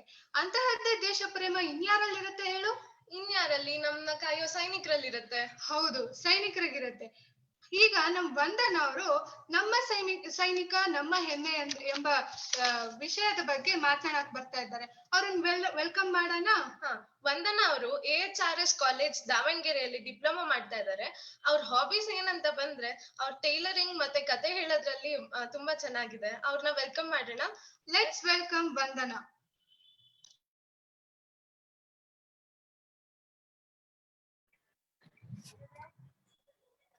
ಮೊದಲನೇದಾಗಿ ಭಾರತಾಂಬೆಗೆ ನಮಿಸುತ್ತಾ, ರತ್ನಾಕರ ದೋತಪದ ಹಿಮಾಲಯ ಕಿರೀಟಿನಿ ಬ್ರಹ್ಮರಾಜ್ಯ ಶ್ರೀ ರತ್ನಾಢ್ಯಂ ವಂದೇ ಭಾರತ ಮಾತರಂ. ಭಾರತದ ನೆಮ್ಮದಿಯ ನೆತ್ತಿಯ ಮೇಲೆ ಸಿಡಿಲು ಬೀಳಿಸಿದ ಮತ್ತು ಬೀಳಿಸುತ್ತಿರುವ ಪಾಶ್ಚಾತ್ಯ ದೇಶಗಳ ವಿರುದ್ಧ ತನ್ನ ಗಡಿಯಲ್ಲಿ ನಿಂತು ಭಾರತಾಂಬೆಯನ್ನು ಸ್ಪರ್ಶಿಸಲು ಕೂಡ ಅವಕಾಶ ಕೊಡದಂತೆ ಕಾವಲುಗಾರನಾಗಿ ಹುಲಿಯಂತೆ ಮೆರೆಯುತ್ತಿರುವ ನನ್ನ ಯೋಧ, ನನ್ನ ಹೆಮ್ಮೆ. ತಮ್ಮ ವೈಯಕ್ತಿಕ ಜೀವನವನ್ನೇ ಬಲಿ ಕೊಟ್ಟು ದೇಶ ಸೇವೆಯೇ ತನ್ನ ಬದುಕೆಂದು ತಿಳಿದು ತನ್ನ ಜೀವನವನ್ನೆಲ್ಲ ದೇಶ ಸೇವೆಗೆ ಮುಡಿಪಾಗಿಸುವ ನನ್ನ ಯೋಧ, ನನ್ನ ಹೆಮ್ಮೆ. ನಾವು ಬಿಸಿ ಊಟ ಉಂಡು ನೆಮ್ಮದಿಯಾಗಿ ಮಲಗಿರಬೇಕಾದರೆ -50°C ತಾಪಮಾನವಿರುವ ಹಿಮದ ಮಧ್ಯ ಉಪವಾಸದಿಂದಲೋ ಅಥವಾ ಕಲ್ಲಂತಾಗಿರುವ ಹಣ್ಣು ತಿನಿಸುಗಳನ್ನು ಹಸುವು ನೀಗಿಸುವ ಸಲುವಾಗಿ ತಿನ್ನುತ್ತಲೋ ಸಾರ್ಥಕತೆಯ ಬದುಕು ನಡೆಸುವ ನನ್ನ ಯೋಧ, ನನ್ನ ಹೆಮ್ಮೆ. ಹುಟ್ಟು ದರಿದ್ರವಾದರೂ ಸಾವು ಚರಿತ್ರೆಯಾಗಿರಬೇಕು. ಈ ಸಾಲು ನಮ್ಮ ಯೋಧರಿಗೆ ಅನ್ವರ್ಥವಾಗಿದೆ. ಎಷ್ಟೇ ಬಡತನದಲ್ಲಿ ಜನಿಸಿರಲಿ, ಎಷ್ಟೇ ಕಷ್ಟ ಕಾರ್ಪಣ್ಯಗಳನ್ನು ಅನುಭವಿಸಿರಲಿ, ಯೋಧರ ಸಾವು ಎಂದಿಗೂ ಚರಿತ್ರೆಯೇ. ಸಾವು ಎಂದರೆ ಯಾರಿಗೆ ಭಯವಿಲ್ಲ? ನಿಮಗೆಲ್ಲ ತಿಳಿದಿದೆ ಇಲ್ಲೋ? ಯೋಧರು ಯುದ್ಧರಂಗಕ್ಕೆ ಹೊರಡುವ ಮುನ್ನ ಪ್ರತಿಯೊಬ್ಬ ಯೋಧರು ತಮ್ಮ ಕುಟುಂಬದವರಿಗೆ ಒಂದು ಪತ್ರವನ್ನು ಬರೆದಿಟ್ಟು ನಾವು ಯುದ್ಧರಂಗದಿಂದ ಹಿಂತಿರುಗಿ ಬಾರದೆ ಇದ್ದ ಸಮಯದಲ್ಲಿ ಈ ಪತ್ರವನ್ನು ತಮ್ಮ ಕುಟುಂಬದವರಿಗೆ ತಲುಪಿಸಿ ಎಂದು ಹೇಳುತ್ತಾರೆ. ಇದನ್ನು ಅನ್ಪೋಸ್ಟೆಡ್ ಲೆಟರ್ ಎಂದೇ ಕರೀತಾರೆ. ತಾವು ಯುದ್ಧರಂಗದಿಂದ ಹಿಂತಿರುಗಿ ಬರುವ ನಿಶ್ಚಯವಿಲ್ಲದಿದ್ದರೂ ಕೂಡ ಶೂರತನ ತೋರುವ ಕೆಚ್ಚೆದೆಯ ವೀರ, ನನ್ನ ಯೋಧ, ನನ್ನ ಹೆಮ್ಮೆ. ನಾವು ನೆಮ್ಮದಿಯಾಗಿ ಹಬ್ಬವನ್ನು ಆಚರಿಸುತ್ತಿರಬೇಕಾದರೆ ಶತ್ರುವಿನ ಗುಂಡಿಗೆ ಎದೆಯೊಡ್ಡಿ ತನ್ನನ್ನೇ ತಾನು ತನ್ನ ದೇಶಕ್ಕೆ ಸಮರ್ಪಣೆ ಮಾಡಿಕೊಳ್ಳುವ ನನ್ನ ಯೋಧ, ನನ್ನ ಹೆಮ್ಮೆ. ಎಷ್ಟೋ ತಾಯಿಯರು ಮತ್ತು ಪತ್ನಿಯರು ತನ್ನ ಪತಿ ಮತ್ತು ತನ್ನ ಮಗ ಸೈನ್ಯಕ್ಕೆ ಹೋದರೆ ಹುತಾತ್ಮರಾಗುತ್ತಾರೆ ಎಂದು ಗೊತ್ತಿದ್ದು ಕೂಡ ತನ್ನ ಪತಿ ದೇಶ ಸೇವೆಯೇ ಈಶ ಸೇವೆ ಎಂದು ತಿಳಿದು ಸೈನ್ಯಕ್ಕೆ ಕಳಿಸುತ್ತಾರೆ. ಅವರು ಕೂಡ ನನ್ನ ಹೆಮ್ಮೆ. ಸ್ನೇಹಿತರೆ, ನನ್ನ ಸೈನಿಕರನ್ನು ಕುರಿತಾಗಿ ಮಾಡಿದ ಅನೇಕ ಚಲನಚಿತ್ರಗಳನ್ನ ನಾವು ನೋಡಿದ್ದೇವೆ. ಆದರೆ ಆ ಚಲನಚಿತ್ರಗಳಲ್ಲಿ ನಟಿಸಿದ ನಟರೇ ನಮ್ಮ ಆದರ್ಶ ವ್ಯಕ್ತಿಗಳೆಂದು ಪರಿಗಣಿಸುತ್ತೇವೆ. ಆದರೆ ಕೇವಲ ವೃತ್ತಿ ಮತ್ತು ಹಣಕ್ಕಾಗಿ ನಟಿಸುವ ಈ ನಟರು ನಮ್ಮ ಮಾದರಿಯ ವ್ಯಕ್ತಿಗಳಾಗಬೇಕು ಅಥವಾ ವೀರಾವೇಶದಿಂದ ಯುದ್ಧ ಭೂಮಿಯಲ್ಲಿ ಹೋರಾಡಿ ಮಡಿದ ನಿಜವಾದ ಯೋಧರು ನಮಗೆ ಮಾದರಿಯಾಗಬೇಕು ಎಂಬುದರ ಬಗ್ಗೆ ನಾವೆಲ್ಲ ಯುವ ಜನರು ಯೋಚಿಸಲೇಬೇಕು. ಜನರಲ್ಲಿ ನೆಮ್ಮದಿಯ ಕಳೆ ಬಂತೆಂದರೆ ಸಾಕು, ಮೂವರನ್ನು ಮರೆತು ಬಿಡುತ್ತಾರೆ. ಅವರೆಂದರೆ ದೇವರು, ವೈದ್ಯರು, ಸೈನಿಕರು. ಇವರ ಋಣ ನಾವು ತೀರಿಸ್ಬೇಕಲ್ವೇ? ಇದಕ್ಕಾಗಿ ನಾವೇನು ಬಂದೂಕು ಹಿಡಿದು ಗಡಿಯಲ್ಲಿ ನಿಲ್ಲಬೇಕೆ? ಇಲ್ಲ. ತನ್ನ ತಾಯ್ನಾಡು ಭಾರತಾಂಬೆಯ ಮಡಿಲಲ್ಲಿ ಹುಟ್ಟಿದ ಪ್ರತಿಯೊಂದು ಮಗುವಿನ ಹುಟ್ಟು ಒಬ್ಬೊಬ್ಬ ಯೋಧನಾಗಿರಬೇಕು. ಆ ಭಾವ ನಮ್ಮನ್ನ ಆವರಿಸಿಕೊಳ್ಳಬೇಕು. ಮತ್ತು ನಾವು ಮಾಡುವ ಪ್ರತಿ ಕಾರ್ಯದಲ್ಲೂ ಕೂಡ ದೇಶದ ಹಿತವನ್ನೇ ಬಯಸಿದಾಗ ಮಾತ್ರ ನಾವು ಪ್ರತಿಯೊಬ್ಬರು ಖಂಡಿತವಾಗಿ ಯೋಧರಾಗಬಹುದು. ಸಾವಿನ ಆಚೆಗೂ ಬದುಕಿದೆ, ಅದು ಸಾಧಕರ ಸೊತ್ತಲ್ಲಡಗಿದೆ. ಸಾವಿನ ಆಚೆಗೂ ಬದುಕಿದೆ, ಅದು ಸಾಧಕರ ಸೊತ್ತಲ್ಲಡಗಿದೆ ಎಂಬ ಭಾವನೆ ಪ್ರತಿಯೊಬ್ಬ ಭಾರತೀಯನಲ್ಲೂ ಒಬ್ಬೊಬ್ಬ ಯೋಧನನ್ನು ಹುಟ್ಟು ಹಾಕಲಿ ಎಂದು ಆಶಿಸುತ್ತಾ, ನನ್ನ ಯೋಧ ನನ್ನ ಹೆಮ್ಮೆ, ಅಷ್ಟೇ ಅಲ್ಲ ರಾಷ್ಟ್ರದ ಹೆಮ್ಮೆ. ಜೈ ಹಿಂದ್, ಜೈ ಭಾರತ ಮಾತೆ. ವಂದನಾ, ತುಂಬಾ ಚೆನ್ನಾಗಿತ್ತು ನಿಮ್ದು ಸ್ಪೀಚ್. ಎಲ್ಲ ಸೈನಿಕರಿಗೂ ನಮ್ ಕಡೆಯಿಂದ ಒಂದ್ ದೊಡ್ಡ ಸಲ್ಯೂಟ್. ಹೇ ಹರ್ಷಿತಾ, ಇವತ್ತೆಲ್ಲಾ ಪರ್ಫಾರ್ಮೆನ್ಸ್ ಪವರ್ ಪ್ಯಾಕ್ಡ್ ಆಗಿತ್ತು ಅಲ್ಲ? ತುಂಬಾ ಚೆನ್ನಾಗಿತ್ತು. ಹಾಗೆ ಇನ್ನೊಂದು ಪವರ್ ಪ್ಯಾಕ್ ಡ್ಯಾನ್ಸ್ ನೋಡ್ಕೊಂಡ್ ಬರೋಣವಾ? ಹೌದಲ್ವಾ? ಈಗ ನಮ್ಮ ಸೃಜನ್ಯ ಶೆಟ್ಟಿ ಅವರು ಡ್ಯಾನ್ಸ್ ಮಾಡಕ್ ಬರ್ತಿದ್ದಾರೆ, ಅವ್ರ ಬಗ್ಗೆ ಪರಿಚಯ ಮಾಡ್ಕೊಡ್ತೀಯಾ? ಎಸ್, ಸೃಜನ್ಯ ಶೆಟ್ಟಿ ಅವರು RNS ವಿದ್ಯಾನಿಕೇತನ್ ವಿಜಯನಗರ್ ಬೆಂಗಳೂರಲ್ಲಿ ಫಸ್ಟ್ PU ಓದ್ತಾ ಇದ್ದಾರೆ. ಅವರು ಜೂನಿಯರ್ ಕರ್ನಾಟಿಕ್ ಸಿಂಗಿಂಗ್ ನ ಮುಗಿಸಿದ್ದಾರೆ. Let's welcome Srijanya Shetty. Myself Srijanya Shetty.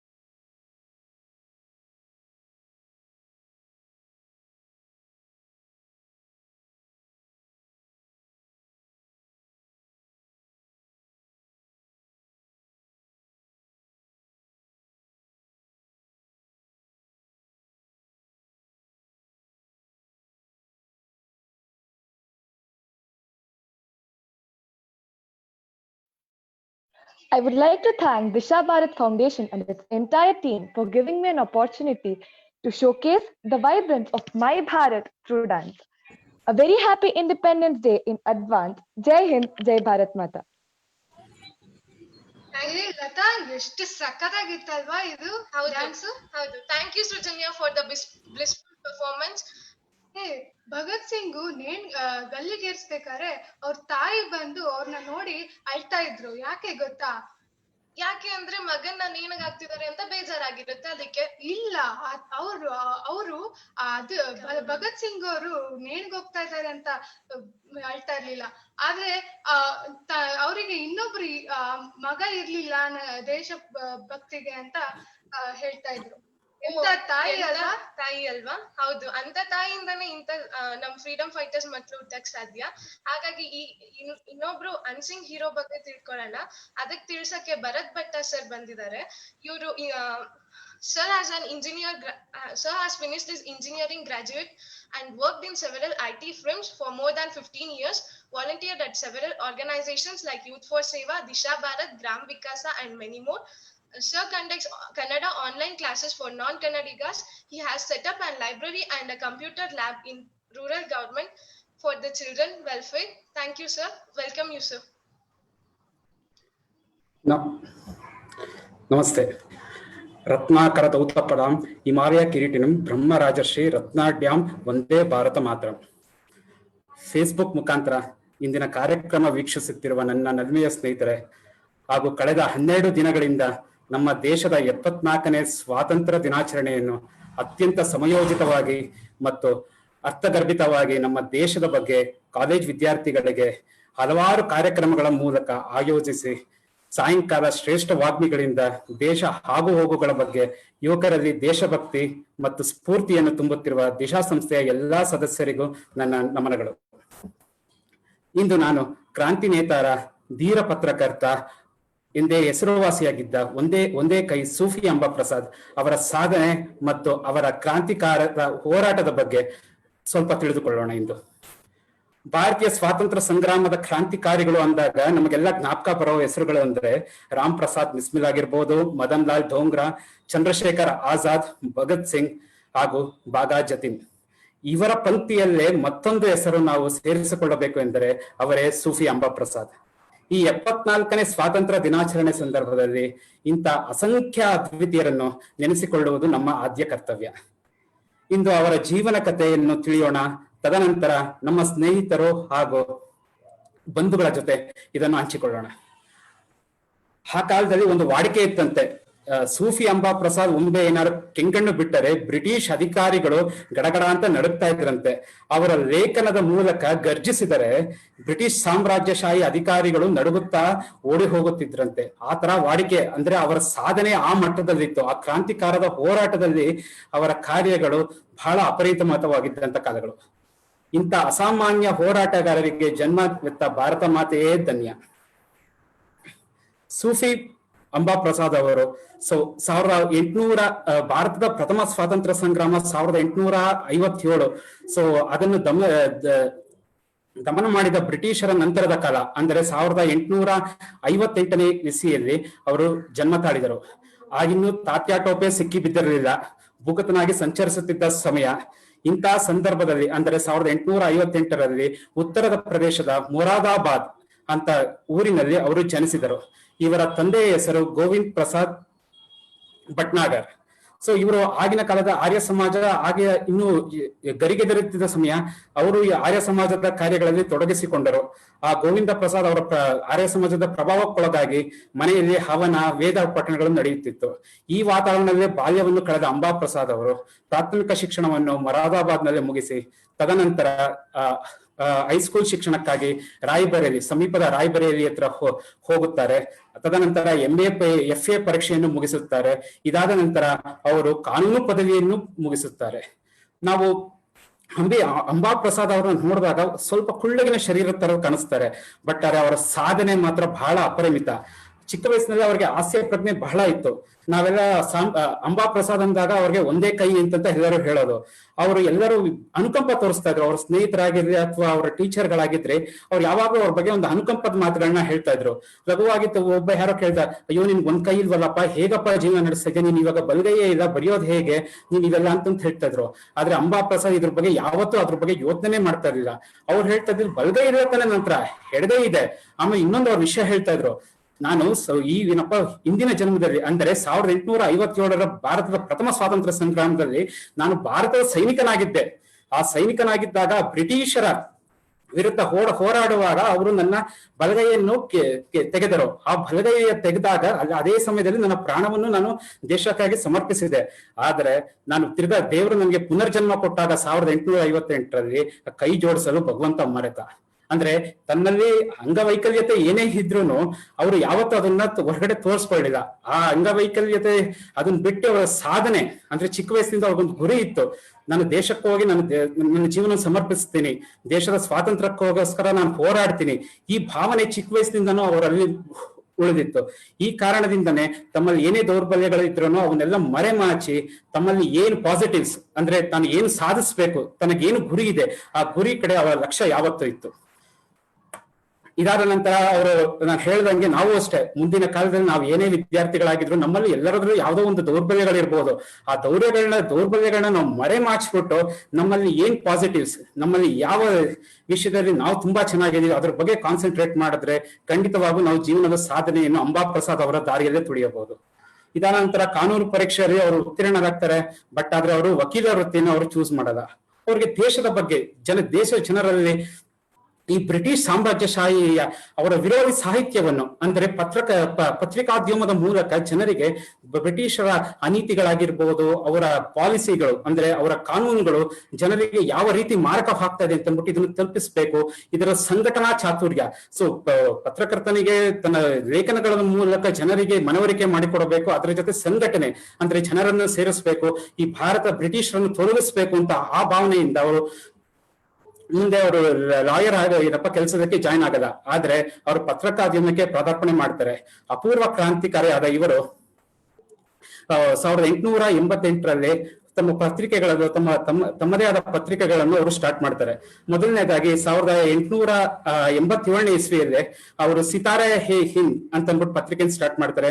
ಅಲ್ಲೂ ಅಷ್ಟೇ ಅವರು ಬೆಂಕಿ ಉಳಿಯುವಂತ ಜ್ವಾಲಾಮುಖಿಯಾದಂತ ಲೇಖನಗಳನ್ನ ಬರೀತಾರೆ. 1890ನೇ ಇಸ್ವಿಯಲ್ಲಿ ಉರ್ದು ಪತ್ರಿಕೆಯಾದ ಜಾಮಿ ಉಲ್ ಉಲೂಮ್ ಅಂತ ಪತ್ರಿಕೆಯನ್ನು ಪ್ರಾರಂಭಿಸ್ತಾರೆ.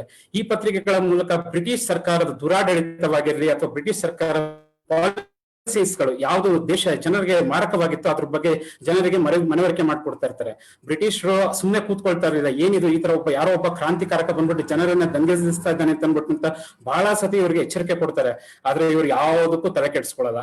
ಸೊ ಇವರು ತಂಪಾಡಿಗೆ ಅವರು ತಮ್ಮ ಲೇಖನಗಳನ್ನ, ಯಾಕಂದ್ರೆ ದೇಶದ ಜನರನ್ನ ಎಬ್ಬಿಸ್ಬೇಕಾದ್ರೆ ನನ್ನ ಕರ್ತವ್ಯ ಅಂತ ಅಂದ್ಬಿಟ್ಟು ಅಂತ ಇವ್ರು ಮುಂದೆ ಸಾಕ್ತಾ ಇರ್ತಾರೆ. ಇದೇ ತರ ಇರ್ಬೇಕಾದ್ರೆ ಒಂದು ಘಟನೆ ನಾನು ಉಲ್ಲೇಖಿಸಕ್ ಇಷ್ಟಪಡ್ತೀನಿ. ಬ್ರಿಟಿಷ್ ಕಾಶ್ಮೀರದ ಒಬ್ಬ ಆಡಳಿತಗಾರದಂತ ಫ್ಲೋಡೆನ್ ಎಂಬ ಪ್ರೆಸಿಡೆಂಟ್ ಅಲ್ಲಿನ ರಾಜ ಪ್ರತಾಪ್ ಸಿಂಗ್ನ ಆಡಳಿತದಲ್ಲಿ ಹಸ್ತಕ್ಷೇಪ ಮಾಡ್ಬೇಕು ಅಂತ ಯೋಚನೆ ಮಾಡ್ಬಿಟ್ಟು ನಡೀತಾ ಇರುತ್ತೆ. ಆಗ ಕಲ್ಕತ್ತಾದ ಒಂದು ಅಮೃತ ಬಜಾರ್ ಅಂತ ಹಳೆ ಪತ್ರಿಕೆಯವರು ಅವರಿಗೆ ಈ ವಿಷಯ ತಿಳಿಯುತ್ತೆ. ಆ ವಿಷಯ ತಿಳಿದಾಗ ಅವರು ಅಂಬಾ ಪ್ರಸಾದ್ನ ಕೇಳ್ತಾರೆ. ಆ ಅಂಬಾ ಪ್ರಸಾದ್ನವರು ಆಯ್ತು, ನಾನು ವಿಶೇಷ ವರದಿಗಾರನಾಗಿ ಶ್ರೀನಗರಕ್ಕೆ ಹೋಗ್ತೀನಿ, ಅಲ್ಲಿ ನೋಡ್ಬಿಟ್ಟು ಅಲ್ಲಿ ಏನ್ ನಡೀತಾ ಇದೆ ಅಂತ ವಿಷಯ ತಿಳ್ಕೊತೀನಿ ಅಂತ ಹೇಳ್ಬಿಟ್ಟು ಅಲ್ಲಿಗೆ ಹೋಗ್ತಾರೆ. ಹೋಗೋದಲ್ಲದೆ ಅದೇ ಬ್ರಿಟಿಷ್ ಆಫೀಸರ್ ಆಗಿರ್ತಾನಲ್ಲ ಫ್ಲೋಡನ್, ಅವರ ಮನೆಯಲ್ಲಿ ಅಡಿಗೆ ಭಟ್ಟನಾಗಿ ಕೆಲಸಕ್ಕೆ ಸೇರಿಕೊಳ್ತಾರೆ. ಅಡಿಗೆ ಭಟ್ಟನಾಗಿ ಕೆಲಸ ಸೇರ್ಕೊಳ್ತಾರೆ. ಅದ್ರ ಜೊತೆ ಅಲ್ಲಿ ಅಂತರಂಗವಾಗಿ ಆಡಳಿತಾತ್ಮಕವಾಗಿ ಬ್ರಿಟಿಷರು ಯಾವ ರಹಸ್ಯದ ಮೂಲಕ ರಾಜಾ ಪ್ರತಾಪ್ ಸಿಂಹನ ಆಡಳಿತದ ಹಸ್ತಕ್ಷೇಪ ಮಾಡ್ತಾ ಇದ್ರು ಅಂತ ತಿಳಿದ್ಬಿಟ್ಟು ಒಂದು ವಿಶೇಷವಾದ ವರದಿ ಎಲ್ಲಾ ಕೂಲಂಕುಷವಾಗಿ ಎಲ್ಲವನ್ನು ತಿಳಿದುಬಿಟ್ಟು ಪತ್ರಿಕೆಯಲ್ಲಿ ಅಮೃತ ಬಜಾರ್ ಪತ್ರಿಕೆಯಲ್ಲಿ ಪ್ರಕಟಿಸ್ತಾರೆ. ಆ ವರದಿ ಬಂದಾಗ ಇಡೀ ಹಲ್ಲೋಲ ಕೊಲ್ಲೋಲ ಉಂಟಾಗ್ಬಿಡುತ್ತೆ ಬ್ರಿಟಿಷ್ ಆಡಳಿತದಲ್ಲಿ. ಆ ಬ್ರಿಟಿಷ್ನ ಹಿರಿಯ ಅಧಿಕಾರಿಗಳಿಗೆ ಒಂದು ರೀತಿ ಮುಜುಗರ ಆಗೋದು ಸ್ಟಾರ್ಟ್ ಆಗತ್ತೆ. ಏನಪ್ಪಾ ಇದು, ಈ ತರದ್ದು ನಮ್ಮ ಒಳಗಿನ ರಹಸ್ಯಗಳನ್ನೆಲ್ಲ ಹೊರಗಿನ ಪ್ರಪಂಚಕ್ಕೆ ಈ ತರ ಎಲ್ಲ ಡಿಸ್ಕ್ಲೋಸ್ ಆಯ್ತಲ್ಲ ಅಂತ ಅನ್ಬಿಟ್ಟು ಅಂತ ಇದಾಗಿ ಕೊನೆಗೆ ಆ ಅಧಿಕಾರಿಯಾದಂತ ಫ್ಲೋಡನ್ ಅನ್ನು ಅವರು ವರ್ಗಾವಣೆಯೂ ಮಾಡಬೇಕಾಗುತ್ತದೆ. ಇದೇ ರೀತಿ ತಮ್ಮ ಬರಹಗಳಿಂದ ಬಹಳ ತುಂಬಾ ಕ್ರಾಂತಿಕಾರಕ ಮನೋಭಾವನೆಯನ್ನು ಜನರಲ್ಲಿ ಹುಟ್ಟಿಸ್ತಾ ಇರ್ತಾರೆ. ಇದೇ ತರ ಬ್ರಿಟಿಷರ ವಾರ್ನಿಂಗ್ ಏನೇ ಬರ್ತಾ ಇದ್ರು ಅವ್ರು ತಲೆ ಕೆಡಿಸ್ಕೊತಾ ಇರಲ್ಲ. ಆದ್ರೆ 1897ನೇ ಇಸ್ವಿ ಸಮಯದಲ್ಲಿ ಸೆಡಿಷನ್ ಚಾರ್ಜಸ್, ಈ ಸೆಡಿಷನ್ ಚಾರ್ಜಸ್ ಬ್ರಿಟಿಷ್ ಅವರು ಇವ್ರ ಮೇಲೆ ಹಾಕಿ 18 ಜೈಲುವಾಸ. ಇದೇ ಸಮಯದಲ್ಲಿ ಬಾಲ ಗಂಗಾಧರ್ ತಿಲಕ್ ಅವರು ಮುಂಬೈಲಿ ಸೆಡಿಷನ್ ಚಾರ್ಜಸ್ ಮೇಲೆ ಜೈಲ್ಗೆ ಹೋಗ್ತಾರೆ. ಇವರು ಸೂಫಿ ಅಂಬಾ ಪ್ರಸಾದ್ ಅವರು 18 ತಿಂಗಳ ಜೈಲುವಾಸದಲ್ಲಿ ಕೂತ್ಕೋತಾರೆ. ಬ್ರಿಟಿಷರು ಅವ್ರನ್ನ ಜೈಲಲ್ಲಿ ಹಾಕ್ಬೋದು 4 ಗೋಡೆಗಳ ಮಧ್ಯದಲ್ಲಿ. ಬಟ್ ಆದ್ರೆ ಅವರ ಮನಸ್ಥಿತಿ ಅದನ್ನ ಕಟ್ಟಕ್ ಆಗಲ್ಲ. ಶಾರೀರಿಕವಾಗಿ 4 ಗೋಡೆಗಳಲ್ಲಿ ಅವ್ರನ್ನ ಒಂದ್ ಕಡೆ ಕೂರಿಸ್ಬೋದು. ಬಟ್ ಆದ್ರೆ ಅವರ ಮನಸ್ಥಿತಿ, ದೇಶಕ್ಕಾಗಿದ್ದ ತುಳಿತ ಇವನ್ನ ಅವ್ರು ಎಂದಿಗೂ ನಿಲ್ಲಿಸೋದಕ್ಕಾಗ್ಲಿಲ್ಲ. 18 ತಿಂಗಳ ಜೈಲುವಾಸ ಮುಗಿಸ್ಕೊಂಡು ವಾಪಸ್ ಬರ್ತಾರೆ. ವಾಪಸ್ ಬಂದಾಗ ಮತ್ತೊಮ್ಮೆ ಇನ್ನೂ ಜ್ವಾಲಾಮುಖಿಯಾದಂತ ಇನ್ನು ಬ್ರಿಟಿಷರ ಆಡಳಿತದ ಬಗ್ಗೆ ತುಂಬಾ ಅವರ ಆಗು ಹೋಗುಗಳ ತಪ್ಪುಗಳ ಬಗ್ಗೆ ತಿರ್ಗಾ ಪ್ರಕಟಿಸ್ತಾ ಇರ್ತಾರೆ. ಆದ್ರೆ ಬ್ರಿಟಿಷರು ಹಾಗೆ ಸುಮ್ಮನೆ ಕೂತ್ಕೊಳ್ತಾ ಇರಲಿಲ್ಲ. 1900 ಇಸ್ವಿಯಲ್ಲಿ ಮತ್ತೊಮ್ಮೆ ಇವರ ಮೇಲೆ ಕೇಸ್ ಹಾಕಿ, ಒಂದು ಫೋರ್ಜರಿ ಕೇಸ್ನು ಹಾಕಿ, ಸೆಡಿಷನ್ ಚಾರ್ಜಸ್ ಮೇಲೆ ಮುಂಚೆ 18 ತಿಂಗಳ ಶಿಕ್ಷೆ ಆಗಿತ್ತು, ಈಗ 6 ವರ್ಷಗಳ ಶಿಕ್ಷೆ. 6 ವರ್ಷಗಳ ಇವ್ರನ್ನ ಕಠಿಣ ಜೈಲುವಾಸಕ್ಕೆ ನೂಕಲ್ಪಡುತ್ತಾರೆ. ಆದ್ರೆ ಈ 6 ವರ್ಷಗಳಲ್ಲಿ ಬಹಳ ತುಂಬಾ ಕಷ್ಟವಾದ ಜೀವನವನ್ನು ನಡೆಸ್ತಾರೆ ಅವರು. ಆ ಸಮಯದಲ್ಲಿ ಜೈಲಿನಲ್ಲಿ ಅವ್ರಿಗೆ ಸರಿಯಾದ ಊಟದ ವ್ಯವಸ್ಥೆ ಇರಲ್ಲ, ಸರಿಯಾಗಿ ನೀರ್ ಕೊಡ್ತಾ ಇರಲ್ಲ, ರೂಮ್ ಅಂತೂ ತುಂಬಾ ಗಲೀಜಲ್ಲಿರತ್ತೆ, ಆ ಗಲೀಜ್ನಲ್ಲೇ ಇರ್ಬೇಕಾಗಿರತ್ತೆ. ಒಮ್ಮೆ ಅವ್ರಿಗೆ ತುಂಬಾ ಅನಾರೋಗ್ಯದಿಂದಲೂ ನರಳ್ತಾ ಇರ್ತಾರೆ. ಬಟ್ ಆದ್ರೆ ಇವರು ಬ್ರಿಟಿಷರವರು ಅವ್ರಿಗೆ ಅನಾರೋಗ್ಯ ಸಮಯದಲ್ಲಿ ಒಂದು ಔಷಧಿನೂ ಕೊಡಲ್ಲ. ಆದ್ರೆ ಇದನ್ನ ಜೈಲರ್ ಇದ್ದು ಬಂದ್ಬಿಟ್ಟು ಒಂದ್ಸತಿ ಹೇಳ್ತಾನೆ, ಏನಪ್ಪಾ ಸೂಫಿ ಅಂಬಾ ಪ್ರಸಾದ್ ಹೇಗಿದ್ಯಾ, ಇನ್ನು ಅನಾರೋಗ್ಯ ಇದ್ರು ನಿನಗೆ ಇನ್ನು ನಿನ್ ದೇಶದ ಬಗ್ಗೆ ಇನ್ನೂ ಏನೋ ಭಾರಿ ಲೇಖನಗಳು ಬರಿಬೇಕು ಅಂತ ಆಸೆ ಇದೆಯಾ ಅಂತ ಕೇಳ್ತಾರೆ. ಅದೇ ಒಂಥರ ಕುಚೋದ್ಯವಾಗಿ ಮಾತಾಡ್ತಾರೆ. ಆದ್ರೆ ಸೂಫಿ ಅಂಬಾ ಪ್ರಸಾದ್ ಅವರ ಗುರಿ ಹೊಂದಿತ್ತು, ನನ್ನ ಗುರಿ ಇದ್ದಿದ್ದು ನನ್ನ ದೇಶವನ್ನು ಮುಕ್ತಿ ಮಾಡೋದು ಈ ಬ್ರಿಟಿಷರ ಸಾಮ್ರಾಜ್ಯದಿಂದ. ಆ ಭಾವನೆಯಿಂದ ಅವ್ರಿಗೆ ಏನೇ ಅಂದ್ರೂ, ಆ ಶರೀರಕ್ಕೆ ಎಷ್ಟೇ ಒಂದು ಶಿಕ್ಷೆ ಕೊಟ್ಟರೋ ಅದನ್ನ ಅವರು ತಲೆ ಕೆಡಿಸ್ಕೊಳ್ತಾನೆ ಇರಲಿಲ್ಲ. ಸೊ ಇದೇ ನಂತರ 1906ರಲ್ಲಿ ಬ್ರಿಟಿಷರ ವಿರುದ್ಧ ಇದು ತಮ್ಮ ಪೂರ್ಣಾವಧಿ ಶಿಕ್ಷೆಯನ್ನು ಮುಗಿಸಿ ವಾಪಸ್ ಬರ್ತಾರೆ. ವಾಪಸ್ ಬಂದಿದ ತಕ್ಷಣ ಅವರ ಮೊದಲ ಬಂದಿದ ತಕ್ಷಣ ತಮ್ಗೆಲ್ಲರಿಗೂ ತಿಳಿದಿರೋ ಹಾಗೆ ನೆಕ್ಸ್ಟ್ ಅವ್ರ ಮುಂದಿನ ಭೇಟಿ ಆಗೋದು ಅಜಿತ್ ಸಿಂಗ್. ಸೊ ಸರ್ದಾರ್ ಅಜಿತ್ ಸಿಂಗ್, ಈಗ ನಾವು ಕೇಳ್ದಂಗೆ ಭಗತ್ ಸಿಂಗ್ ಅವರ ಚಿಕ್ಕಪ್ಪ. ಸೊ ಇವ್ರನ್ನ ಭೇಟಿ ಹಾಕ್ತಾರೆ. ಸೊ ಇವರು ಭೇಟಿ ಆದಾಗ ಆಗಿನ ಕಾಲದಲ್ಲಿ ಪಂಜಾಬ್ ಪ್ರಾಂತ್ಯದಲ್ಲಿ ಬಹಳ ಕಾರ್ಯಗಳು ನಡೀತಾ ಇರುತ್ತೆ. ಸೊ ಅಂದ್ರೆ ರೈತರ ವಿರುದ್ಧ ಬರ್ತಾ ಇದ್ದಿದ್ದ ಕಾನೂನುಗಳಾಗಿರ್ಲಿ, ಅಥವಾ ಅಲ್ಲಿನ ಜನಗಳು ತುಂಬಾ ಮುಂದಾಳತ್ವವನ್ನು ತೆಗೆದುಕೊಂಡು ಬ್ರಿಟಿಷರ ವಿರುದ್ಧ ಹೋರಾಡ್ತಾ ಇರ್ತಾರೆ. ಆಗ ಪಗಡಿ ಸಂಭಾಲೋ ಜತ್ತ ಅಂತ ಅಂದ್ಬಿಟ್ಟು ಅಂತ ರೈತರ ಅಗ್ರೇರಿಯನ್ ಕ್ರೈಸಿಸ್ ಅಂತ ಹೇಳ್ತೀವಿ ನಾವು. 1906ನೇ ಇಸ್ವಿಲಿ ಈ ಅಗ್ರೇರಿಯನ್ ಕ್ರೈಸಿಸ್ ಬ್ರಿಟಿಷ್ ಸರ್ಕಾರ ಒಂದು ಕಾನೂನು ಬರುತ್ತೆ.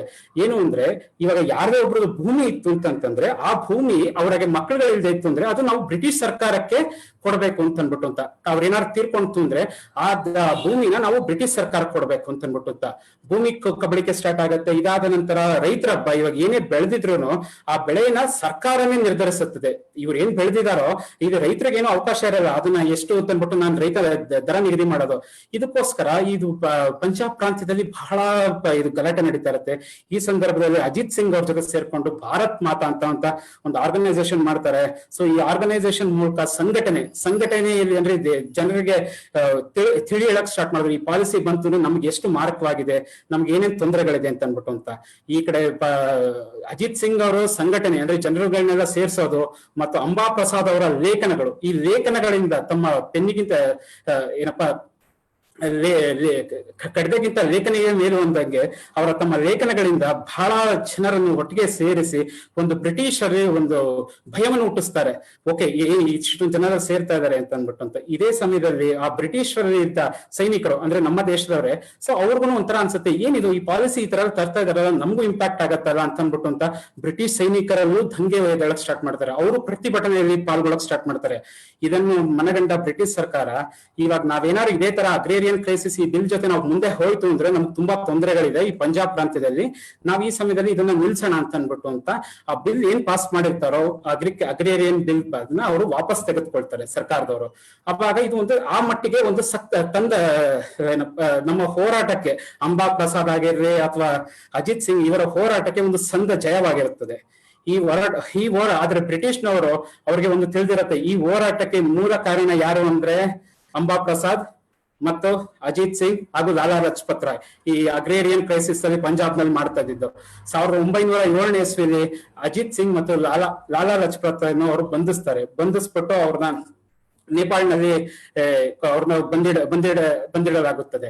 ಇದೇ ಸಮಯದಲ್ಲಿ ಅಂಬಾ ಪ್ರಸಾದ್ನವ್ರನ್ನ ಹಿಡಿಬೇಕು ಅಂತ ಡಿಸೈಡ್ ಮಾಡ್ತಾರೆ. ಆದ್ರೆ ಅಂಬಾ ಪ್ರಸಾದ್ನವರು ಪಲಾಯನ ಮಾಡಿ ಅಂದ್ರೆ ಭಾರತ ದೇಶವನ್ನು ಬಿಟ್ಟು ನೇಪಾಳ ದೇಶಕ್ಕೆ ಹೋಗಿ ತದನಂತರ ನೇಪಾಳ ದೇಶದಿಂದ ಲಾಹೋರ್ ಪ್ರಾಂತ್ಯಕ್ಕೆ ವಾಪಸ್ ಹೋಗ್ತಾರೆ.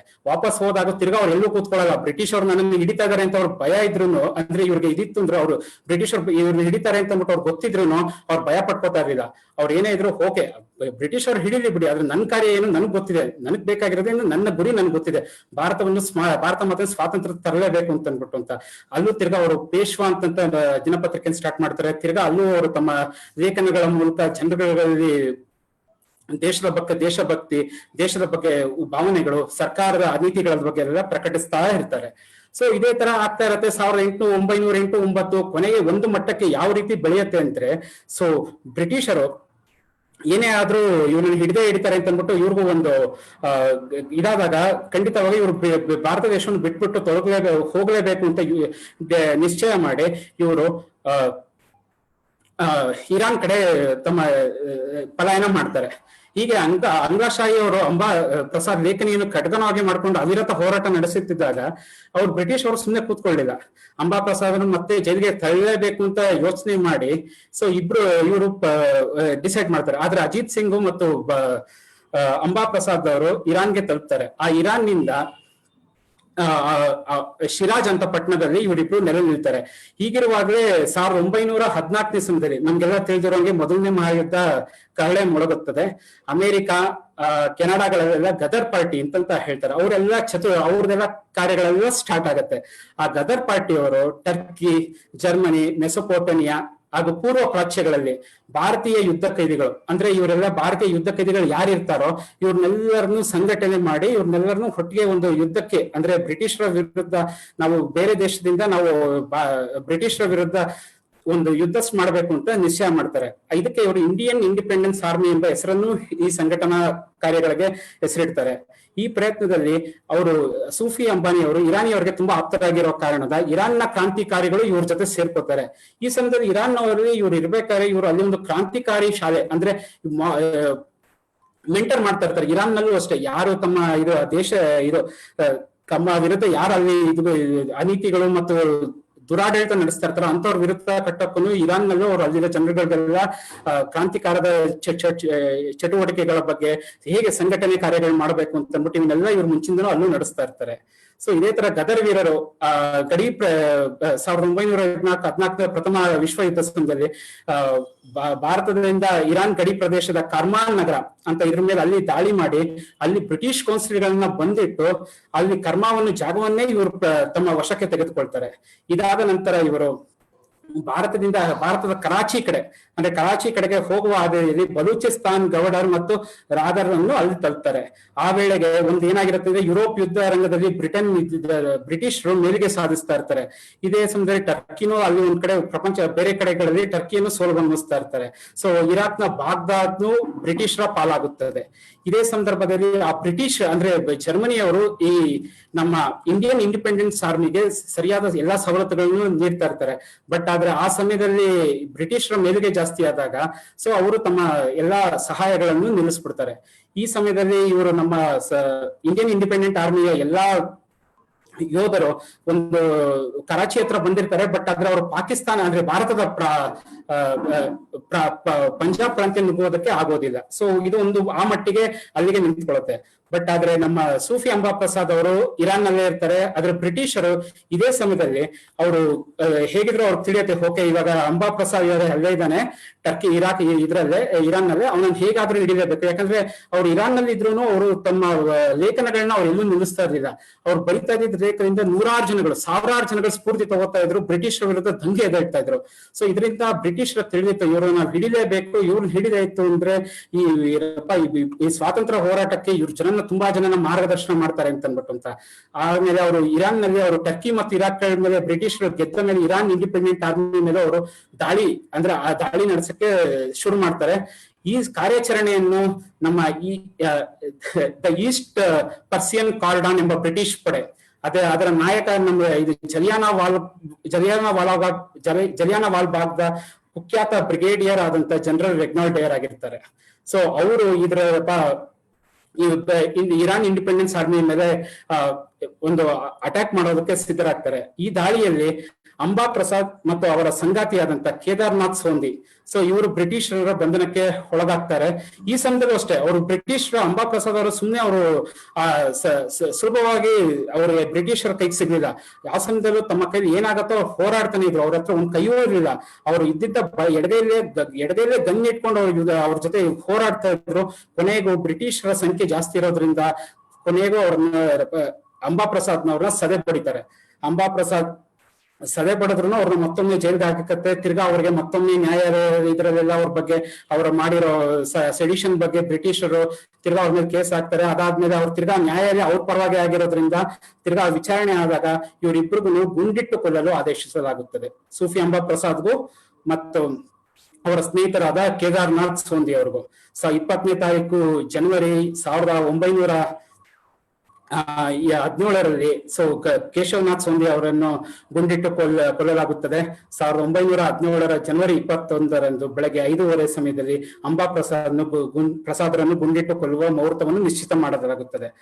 ಆದ್ರೆ ಅವತ್ತಿನ ದಿನ ಬೆಳಗಿನ ಜಾವ 4 ಗಂಟೆ ಈ ಸಮಯದಲ್ಲಿ ಮಿಲಿಟರಿ ಅವರ್ ಆಫೀಸರ್ಸ್ ಎಲ್ಲ ಬರ್ತಾರೆ. ಅಂಬಾ ಪ್ರಸಾದ್ನವರನ್ನು ಅವರು ಯಾವ ಸೆಲ್ ನಲ್ಲಿ ಕೂತ್ಕೊಂಡಿರ್ತಾರೋ ಅವ್ರನ್ನ ಅವ್ರಿಗೆ ಹೇಳ್ತಾರೆ, ಇವಾಗ ನಾನು ನಿಮ್ಮನ್ನ ದೂರದಿಂದ ಕರ್ಕೊಂಡು ಹೋಗ್ಬೇಕು, ನಿಮ್ಮನ್ನ ಗುಂಡಿಟ್ಕೊಳ್ಬೇಕು ಅಂತ ಅಂದ್ಬಿಟ್ಟು ಅವರೆಲ್ಲ ನಿಶ್ಚಯ ಮಾಡ್ಕೊಂಡು ಜಾಗವನ್ನೆಲ್ಲ ಮಾಡ್ಕೊಂಡಿರ್ತಾರೆ. ಅದು ದೂರದಲ್ಲಿ ಮಾಡ್ತಾ ಇರ್ತಾರೆ.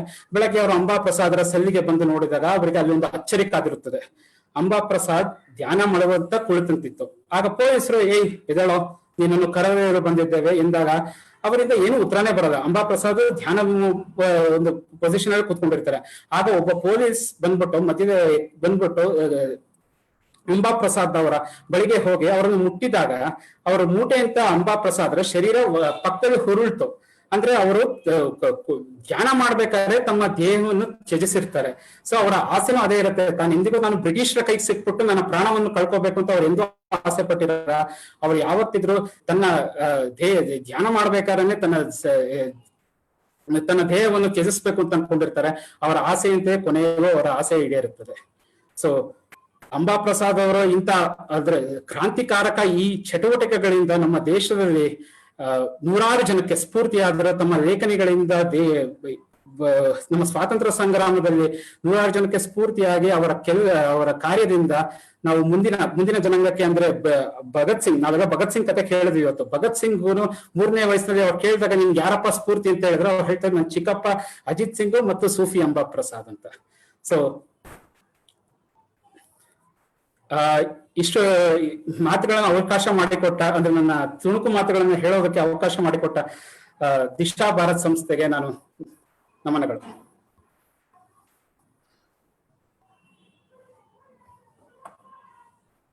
Thank you, sir. It was an inspirational talk. Thank you, Disha Bharat, for giving us an opportunity to take part in My Bharat campaign. Thank you. Thank you. Over to you, Bhavana ma'am. Thank you so much, Latashri and Harshita, and thanks to all the wonderful participants. Ivattu 1 ಗಂಟೆ ಕಾಲ ಹೇಗೆ ಹೋಯ್ತು ಅನ್ನೋದೇ ಗೊತ್ತಾಗ್ಲಿಲ್ಲ. It is indeed our greatest privilege and honor to listen to the stories of the great freedom fighters. ನಾವು ಸುಮ್ಮನೆ ಬನೆ ಹಮ್ ರಾಷ್ಟ್ರ K Yogi ಕರೆಂಗೆ ಧ್ಯಾನ ಭಾರತ ಕಾ ಉಟಾಕರ್ ಧರ್ಮ ಕಾ ಜೆಂಡಾ ಕರೆ ಉತ್ಥಾನ ಭಾರತ ಕಾ ಅಂತ ಹೇಳೋದಷ್ಟೇ ಅಲ್ಲ, ಸ್ವಲ್ಪ ತ್ಯಾಗ, ಸ್ವಲ್ಪ ಸೇವೆನ ನಮ್ಮ ದೇಶಕ್ಕೋಸ್ಕರ ಅರ್ಪಿಸೋಣ. ಈ ತರದ್ದೇ ಇನ್ನು ಮಹಾನ್ ತ್ಯಾಗಿಗಳ ಬಗ್ಗೆ ಎಲ್ಲ ಕೇಳೋದಿದೆ ಅಲ್ವಾ. ಇವತ್ತಿನ ಪ್ರೋಗ್ರಾಮ್ ಆಯ್ತು ಅಂದ ತಕ್ಷಣ we always think what next. So can we have what is in the evening today? Yes. Today in the evening, we have a wonderful talk by Shri Ravi Kumar ji on global scenario, India and the world. How is India interacting with the world? He will throw more light on us. Please do join us for that 6 o'clock Disha Bharat Facebook page. If that is about today evening, tomorrow again, same time tomorrow morning, 11 o'clock, we have more students coming and performing and giving us wonderful stories about Shri Udham Singh and Vanchinathan are the two main heroes that we'll be looking at. Apart from that, there is poetry, there's going to be dance, there's going to be music, and we are going to be inspired once again by all our students. This one tomorrow, 14th August at 11 o'clock. Please do join us then also. Thank you very much. Bharat Mata ki Jai.